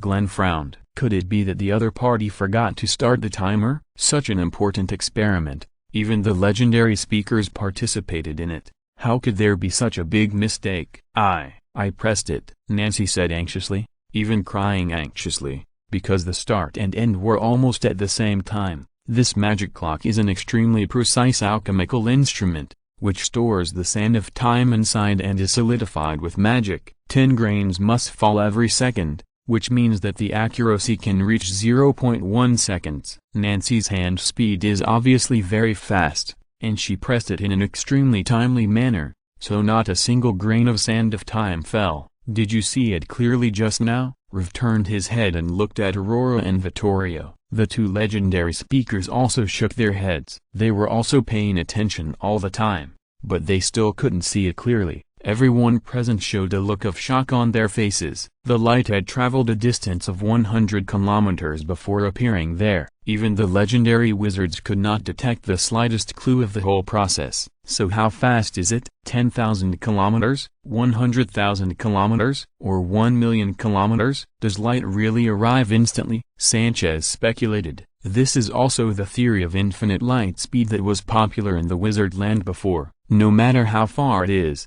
it can reach the destination instantly. In this case, what is the need to test the speed of light? No matter how you test it, there will be no results. Aurora shook her head. She knew that there must be a limit. She has made some progress in her astronomical research these days. In addition to TIR, the phenomenon of unstable operating cycles can be observed on the companion stars of many planets. This must be related to the propagation of the speed of light. But this value may be beyond imagination. It seems that this experiment has failed. Glenn sighed. Although he was very unwilling, he had to admit this. They could be said to have done everything they could. They even succeeded in making light travel a distance of 100 kilometers.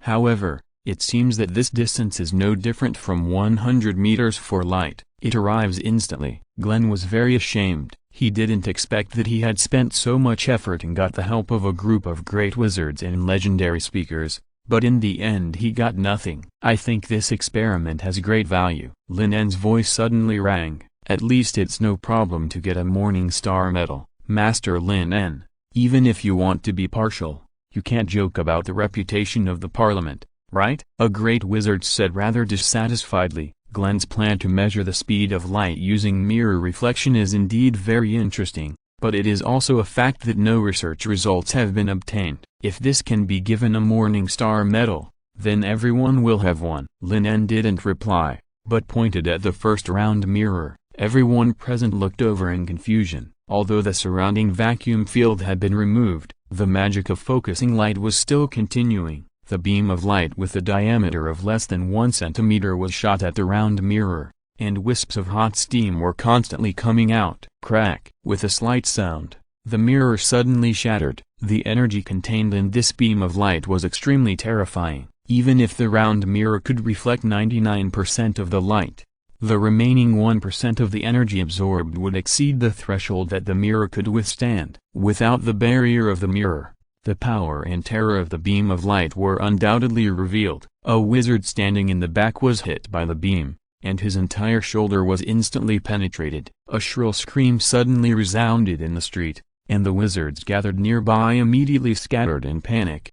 But the speed of light was too fast, and all this was in vain. Glenn didn't expect such a thing to happen, but the core of the light was not something he could control, so he had to subconsciously deviate from the beam. The subtle and strong beam was like a sword of almost infinite length, tearing apart everything that blocked it. The injured wizard had half of his shoulder cut off directly, and then like a knife into butter, it cut the wall behind him diagonally into 2 sections, leaving a striking red burn mark on the ground, which was the scene of the floor tiles being destroyed and melted, and finally shot straight into the air. Anthony, who reacted, quickly cancelled his thunder magic, and without the powerful light source, The dazzling beam disappeared without a trace. The chaotic scene on the field also subsided. Fulla wiped the cold sweat from her head. She was also in the attack range of the beam just now. It was only when she saw the thing start to deviate that she subconsciously lowered her head and did not have her head cut off. The astonishing temperature and destructive power still left a big shadow in her heart. This sudden experimental accident caused more than 10 people to be injured. The only thing to be thankful for was that no one died. The two most unlucky people, one of them had half of his shoulder cut off, and the other was hit head-on when the light deviated. Fortunately, the other party was cautious enough and cast a mage shield on himself when he got close to watch the experiment, but there was also a deep scar on his chest. No blood flowed out of it because the wound was directly solidified by the high temperature. The rest of the people were lucky enough to be hundreds of meters away from the beam. They were just burned, or temporarily blinded by the strong light, and they were not life-threatening injuries. Chapter 322 Legendary Magic, Sunshine. Although the uncontrolled experimental accident caused a lot of casualties, the wizards gathered around did not retreat. After strengthening their own protection, they excitedly discussed the terrifying beam just now. In the process of studying magic, there are often risks. It is normal to have various accidents. Therefore, there are many wizards who are seriously injured, blind, broken limbs, deafened, or even poisoned or blown to death. However, this cannot stop their research and enthusiasm for magic. With the level of potion science in the wizard land, as long as they are not killed on the spot, they can basically be saved. What a powerful magic! Raphael sighed as he observed the destroyed houses and the solid tiles cut on the ground. The wizards present finally understood why Lin wanted to award Glenn the Morning Star Medal. It was not because of the other party's mirror experiment to measure the speed of light, but because of this focusing magic. Judging from the damage caused on this street, the focused beam can easily cut through houses within 50 meters, break the mage shield, and cause fatal damage to enemies without armor and protection within 100 meters. Even if it expands to 300 meters, the strong light can blind or burn people. This is at least a fourth ring, no, fifth ring magic, right? Sanchez said thoughtfully. The power of the beam itself is not bad, but its real horror lies in its speed. A distance of 100 kilometers can be reached in an instant, and there is no possibility of evasion. It can be used for sneak attacks. Even in a head-on battle, it is equivalent to holding a weapon with an effective killing range of more than 100 meters. If you slash around, there will be no place to hide. Glenn was also a little bit unbelievable that his focusing magic was so terrifying. It's not that he had never done related experiments in the past, but he had never concentrated the beam to such an amazing degree. Of course, this was not all his credit. Anthony's thunder magic played an important role. Glenn alone could not create such a strong light. It seems that light element magic can no longer be used as an auxiliary in the future, Aurora said with a smile. She had already thought of many ways to use focusing magic. In the past, the polarized magic system she created was indeed very powerful and strange, but it was often used as an auxiliary, such as invisibility, visual deception, magic projection, creating strong light to blind people, etc. Now it can be used as a means of main combat. Congratulations, Glenn, you will be the first person to be nominated for the Morning Star Medal at this academic seminar. Raphael congratulated. Glenn had a face full of laughter and tears. He did not expect that the light beam measurement experiment that he had high hopes for did not achieve any results. Instead, it was the focusing magic that he did not care much about at the beginning that allowed him to win the Morning Star Medal. However, the destroyed streets and the casualties caused by the experimental accident also gave him a headache. All the money had to be compensated. Fortunately, no one died because of it, otherwise he would be in big trouble. Thank you for your advice, Master Lin En. Glenn did not forget to thank Lin En for reminding him in time. Glenn used to be envious and a little jealous of this famous magic star, but now he only admired him. The depth and breadth of the other party's knowledge far exceeded his imagination. From being able to accurately point out that the mirror cannot fully reflect light and the light scattering phenomenon, it is not difficult to see that Lin may have done similar experiments a long time ago. You came up with the idea yourself. I have to say that this focusing magic and the mirror reflection test of the speed of light experiment are both very good, Lin said with a smile. It's a pity that the experiment still failed, Glenn sighed. Lin smiled and didn't reply. In fact, there was nothing wrong with Glenn's idea. It is really possible to roughly measure the speed of light. Of course, this premises that the reaction speed is fast enough. According to the data of the previous life, it takes about 30,000ths of a second for a light to travel through 100 kilometers. He was not sure that the legendary wizard could detect this slight change. Now it seems that he can't. He overestimated the reaction ability of these wizards, but Glenn's focusing magic also gave him a surprise. The convenience of magic was really unexpected. Lin En couldn't help but think of the Federation in the previous life that built a large-scale, solar concentrator, in the no-man's land. The high temperature generated could melt steel instantly. If it was concentrated at one point, it could even reach several times the temperature of the surface of a star. Lin En felt that he might be able to fly into the air and cast a large-scale concentrating magic to replicate this. That would be the real sunshine. Thinking of this, Lin En was surprised to find that he seemed to have mastered another legendary magic, but it had higher requirements for seasons and weather. It was powerful enough to be used at noon in summer. Maybe he could go a step further and create real laser magic. While Lin En was thinking about the new magic, a group of wizards were discussing the failed mirror reflection experiment. In fact, there are not a few wizards who want to complete the beam measurement and get the silver moon medal. The methods they came up with are all kinds of strange, but they all rely on one argument, that is, to create a long enough distance and find a way to record the time when the light passes through,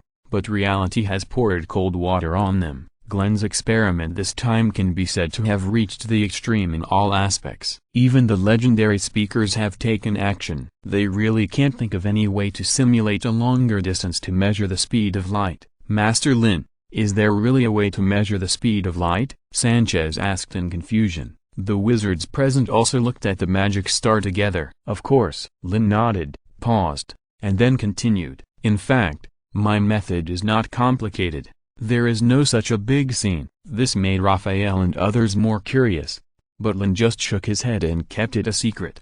It will take some time to prepare the experimental equipment. Anyway, you will know it in a few days. Raphael and others were very speechless, but there was nothing they could do. They could only guess in their hearts what the not complicated method that Lin said was. Trev was thinking wildly, whether it would be possible to use some magic to reduce the speed of light to meet the measurement needs, or to create a strong light to shoot to the moon and make an estimate based on the arrival time and distance. Some wizards even maliciously thought that this magic star was just being mysterious. It would be funny if the subsequent experiments failed like Glenn's. Chapter 323 Lin En, to measure the speed of light, I only need a small gear. Although Glenn's beam measurement experiment failed miserably in the end, it pushed the curiosity of all wizards about the speed of light to another climax, because the results of the experiment shocked them too much, and the terrifying power of condensing strong light into a beam of light also made every wizard talk about it with relish. It can be predicted that optics will become the research direction of many wizards in the future. However,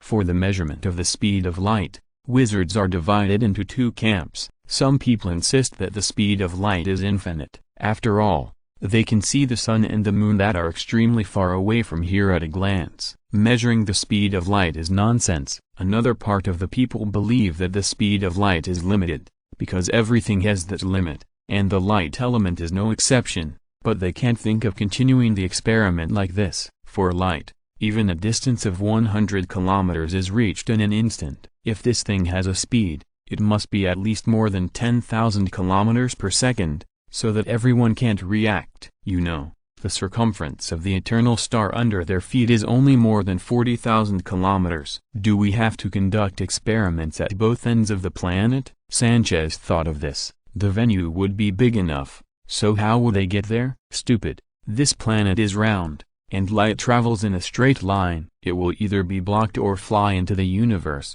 but it can't reach the other side. Raphael sneered. Then what else can we do? Sanchez asked angrily. Raphael opened his mouth, then shook his head helplessly. How should I know? This magic star has too many ideas. Before last year's magic seminar, who would have thought that just by setting up an ice pillar on the sea and measuring the length of the shadow, the circumference and volume of the entire planet could be calculated? So Raphael couldn't guess what new ideas the other party would come up with this time. Curious, this year's magic seminar still had to continue. After 3 days, a total of 3 Morning Star Medal winners appeared. They are Glenn, who created the magic of focusing light, Thora, who represented Anthony on stage to explain the electromagnetic theory, and Yolande, who made a simple microscope. This wizard of the prophecy school was speechless after being refuted by Lin at the seminar last year. He then learned from his mistakes and devoted himself to research. When using the astronomical telescope to observe distant stars, Yolande suddenly had an idea to make some improvements to the thing and successfully made a microscope. Although the two had confronted each other at the seminar a year ago, Lin did not take this little conflict to heart. It was nothing more than an academic dispute. It was normal to quarrel fiercely. The other party did not deliberately use some mean means to disgust him, so Lin was very generous and nominated Yolande for the Morning Star Medal. This generosity made Yolande feel ashamed. He had prepared for being targeted this time, and even wrote a speech of tens of thousands of words in advance to explain the importance of this research. But he didn't expect that it would not be used at all. Instead, Lin En was the first judge to propose that he be awarded the Morning Star Medal. In the past few days of working together, Raphael kept asking Lin En in a roundabout way, hoping that Lin En could reveal some details, but he was always blocked by the latter without any basis. He could only mutter inwardly, could it be that Sanchez's guess was right, and this magic star was not completely sure about the experiment? So he kept hiding it. Lin En ignored the various rumors that were spreading wildly in the wizard land. After returning to the lounge of the Yayata school, he called Alok and others over and asked about their preparations. Dean Lin En, the gears you asked us to make are already ready, Alok and Pierce said tiredly. They spent 3 days making 10 gears of the same size, ranging from 500 teeth to 1,200 teeth, and according to the instructions of the dean, the accuracy must be guaranteed. The distance between each tooth gap is exactly the same, and the accuracy can reach 1/1000th of a centimeter. Only formal wizards can do such delicate work, which is why Lin En brought them here specially. After all, someone has to be responsible for the work. Lydia and Johnny are responsible for the production of half-mirrors and reflectors, and now they have been completed. Very good. It seems that we can start the experiment tonight. After checking the various experimental supplies, Lin En nodded with satisfaction. Alok and others were extremely curious about why the dean asked them to make so many gears. Do we have to rely on these things to measure the speed of light? Lydia raised her hand and asked. Yes, gears are enough. Lin En nodded. At night, in Greenreal City, wizards who received the news and came to watch the experiment filled the entire square. The name of the magic star, coupled with the speed of light measurement experiment, no one wanted to miss such a grand occasion. Master Lin, we have been waiting for a few days. You are not going to keep us in suspense now, are you? Raphael said helplessly. He had been thinking about what other methods he could use to conduct the experiment these days, but he had no idea after racking his brains. My method is very simple, and everything I need is here, Lin said with a smile. Raphael and others looked at the experimental device in front of Lin curiously. The most conspicuous one was naturally the strange-looking alchemical instrument. After Lin's explanation, they realized that this thing was used to emit light beams, and the principle was similar to Glenn's focusing magic. A reflector was placed on the wall of the DC area, exactly 4 kilometers away from the square. Isn't this the reflector that Glenn used a few days ago to measure the speed of light? Nancy muttered softly, and the wizards present nodded in unison. You know, Glenn used 100 mirrors to create a range of 100 kilometers, but it still ended in failure. Although the mirror set by Lin En crossed most of Greenreal City, even if the round-trip distance is counted, it is only 8 kilometers, less than 1/10. It is simply a fantasy to want to measure the speed of light. So we need to add this. Lin En pointed to what Alok was holding. This is the most critical part of this experiment. Gear? Raphael recognized it at a glance. This thing is not unfamiliar to alchemists. It exists in the steam engine made by the Alchemy Society before. What does this have to do with measuring the speed of light? Chapter 324. My method is to use gears and light to compare speed. Under the puzzled gazes of the crowd, Alok installed the gear in front of the alchemical instrument that emitted the light beam, and placed a piece of glass with a very strange appearance between them. Lin En finally explained, "This is a half mirror. It is different from ordinary glass. As the name suggests, only one side can let the light beam pass through." Glenn looked back and forth in surprise. One side could clearly see the scene behind, while the other side was blurry. This experiment is also very simple. It is to emit a beam of light from this alchemical instrument. When the gear is in a stationary state, the light will pass through the tooth gap and hit the reflector on the opposite side. It will be reflected back along the original path and hit the side that cannot transmit light, forming a larger light spot for us to see directly.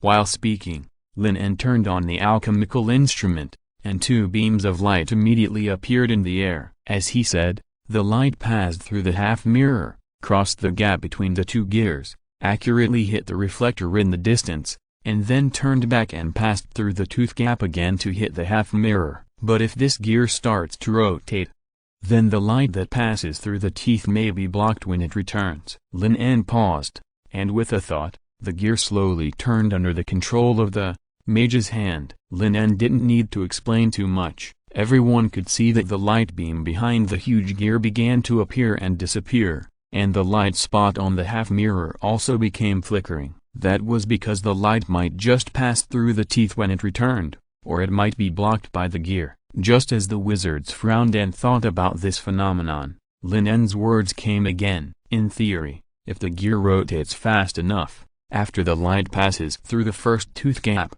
it will just pass through the second gear gap when it returns across a distance of 8 kilometers. Then, before Lin En finished speaking, Glenn spoke in horror as if he had thought of something. In this way, every light element that can pass through the tooth gap will definitely return from the second tooth gap, and there is no possibility of being blocked. The light beam and light spot will become extremely obvious. Glenn's words were like a boulder thrown into a calm lake, and the wizards present were immediately shocked. "This is really a genius idea," Raphael said with a trembling tone. Before, he had been wondering what method this magic star would use to measure the speed of light, but he didn't expect that the other party could do it with just a small gear. The characteristic of the method is 2 words: trickery. The most critical part of this experiment is to synchronize the time it takes for the gear to rotate one section with the time it takes for the light to be emitted and returned. The subtlety is that the light needs to travel a full 8 kilometers, while the relative gear only needs to rotate a small grid to reach the second tooth gap. In other words, each tooth segment on the gear represents a distance of 8 kilometers traveled by the light. If there are a total of 1,000 tooth segments, they rotate once, and the light must travel 8,000 kilometers. 10 circles is 80,000 miles. The wizards who also understood this couldn't help but take a breath of cold air. This small gear is like a super amplifier. The speed of light may be incredibly fast, but the speed of the gear can also be increased to an extremely fast level. This is to let the gear and light compare their speed. Rafalso sighed. It's just that Lin En is very unethical. The gear moves 5 millimeters, the distance of one tooth, and the light must run 8 kilometers. A difference of hundreds of thousands of times. In the end, you only need to know the distance the gear travels multiplied by this multiple difference. That is, look at the number of teeth separated by the gear, and the number of circles the wheel rotates in 1 second to reversely calculate the speed of light. No wonder Lin En is so confident that he can measure the speed of light. Amazing. Worthy of being the star of magic. Sanchez sighed. He was convinced. What kind of brain can come up with such an idea? However, there are also many wizards watching who always have a blank expression on their faces. What are you talking about? How come I don't understand? But in order to maintain his dignity as a wizard, he still nodded in a pretentious manner, and then said a few words of praise, as expected of the magic star. This is a good idea. I knew he would definitely have a way. Amidst the praise, there were also many opposing voices. Athos and others insisted that the speed of light was infinite, and no matter how fast Lin En could accelerate the gear, it would be in vain. "Dean, can we start?" Lydia shouted loudly. Lin En nodded and asked the halfling girl to start the internal combustion engine and increase the speed of the gear. Under the gaze of everyone, the 720-tooth gear in front of him slowly began to rotate, and then the speed became faster and faster. 5 circles per second, 10 circles, 15 circles. Soon it turned into a residual image. The light beam and the light spots on the half mirror were also flickering constantly, and the frequency was getting faster and faster, because the light was always changing back and forth between passing and not passing. So fast, which Nancy murmured to herself, she could no longer see the speed of the gear. At this speed, can light really distinguish the tiny gaps between teeth? You know, the distance between each gap is only 0.5 centimeters, and it will become a sharp cutting instrument at high speed. What if the light element can't find the gap when passing through? Then they can't see it? We may not be able to distinguish, but light can, Lin En said confidently. Look, the frequency of the flashing of the beam and the light spot seems to be starting to slow down. Raphael hurriedly reminded. He was not the only one who noticed this, because this change was very obvious and could not be an illusion. After the rotation speed of the gear increased again, the wizards present suddenly showed a look of fear on their faces. The light spot actually disappeared. Sanchez's eyes widened, and in front of him was an extremely strange scene. The tiny beam of light emitted from the alchemical instrument stopped on the gear when it returned, and the beam from the gear to the half lens suddenly disappeared, no longer appearing and disappearing like before, and no light spot hit the half lens. This is exactly the opposite of what Lin En said. What on earth is going on? Raphael almost pulled his beard off, his mind full of confusion. That's because the light that passes through the gap between the teeth just hits the tooth joints when it returns. This shows that the speed of light is limited. We are already halfway there. Lin En's words rang in everyone's ears. Chapter 325. Light can circle the continent 7.5 times in just 1 second. After Lin En's explanation, the wizards present finally reacted and looked at the gears that kept turning in front of them with horror on their faces. This gear actually blocked all the light elements that tried to pass through the teeth, without exception. This is not magic. Athos and others shouted in disbelief. The occurrence of such a strange situation directly proves that the speed of light is not infinite. Otherwise, every light that passes through the teeth will return instantly, and there is no possibility of being blocked. It's feasible. This method is really feasible, Glenn muttered to himself. As Lin En said, they have succeeded halfway. Next, they just need to continue to speed up, and the returning light will gradually move backwards, passing the blocking teeth and reaching the next tooth gap. How fast is the current speed? Raphael asked anxiously. It's 25 revolutions per second, Lydia reported loudly. Keep speeding it up, faster, Raphael shouted loudly. Lydia glanced at Lin En, and then she increased the power of the internal combustion engine again as instructed. The speed of the gears immediately increased to several levels, which could only be described as exaggerated. A fierce noise rang in everyone's ears, so much so that Alok and others who were watching were a little worried that this thing would suddenly break. After accelerating to 35 revolutions per second, the light spot still did not appear, but the speed of the gears was close to the limit. Although Lin En asked them to reduce the pitch between the gears to 0.5 centimeters,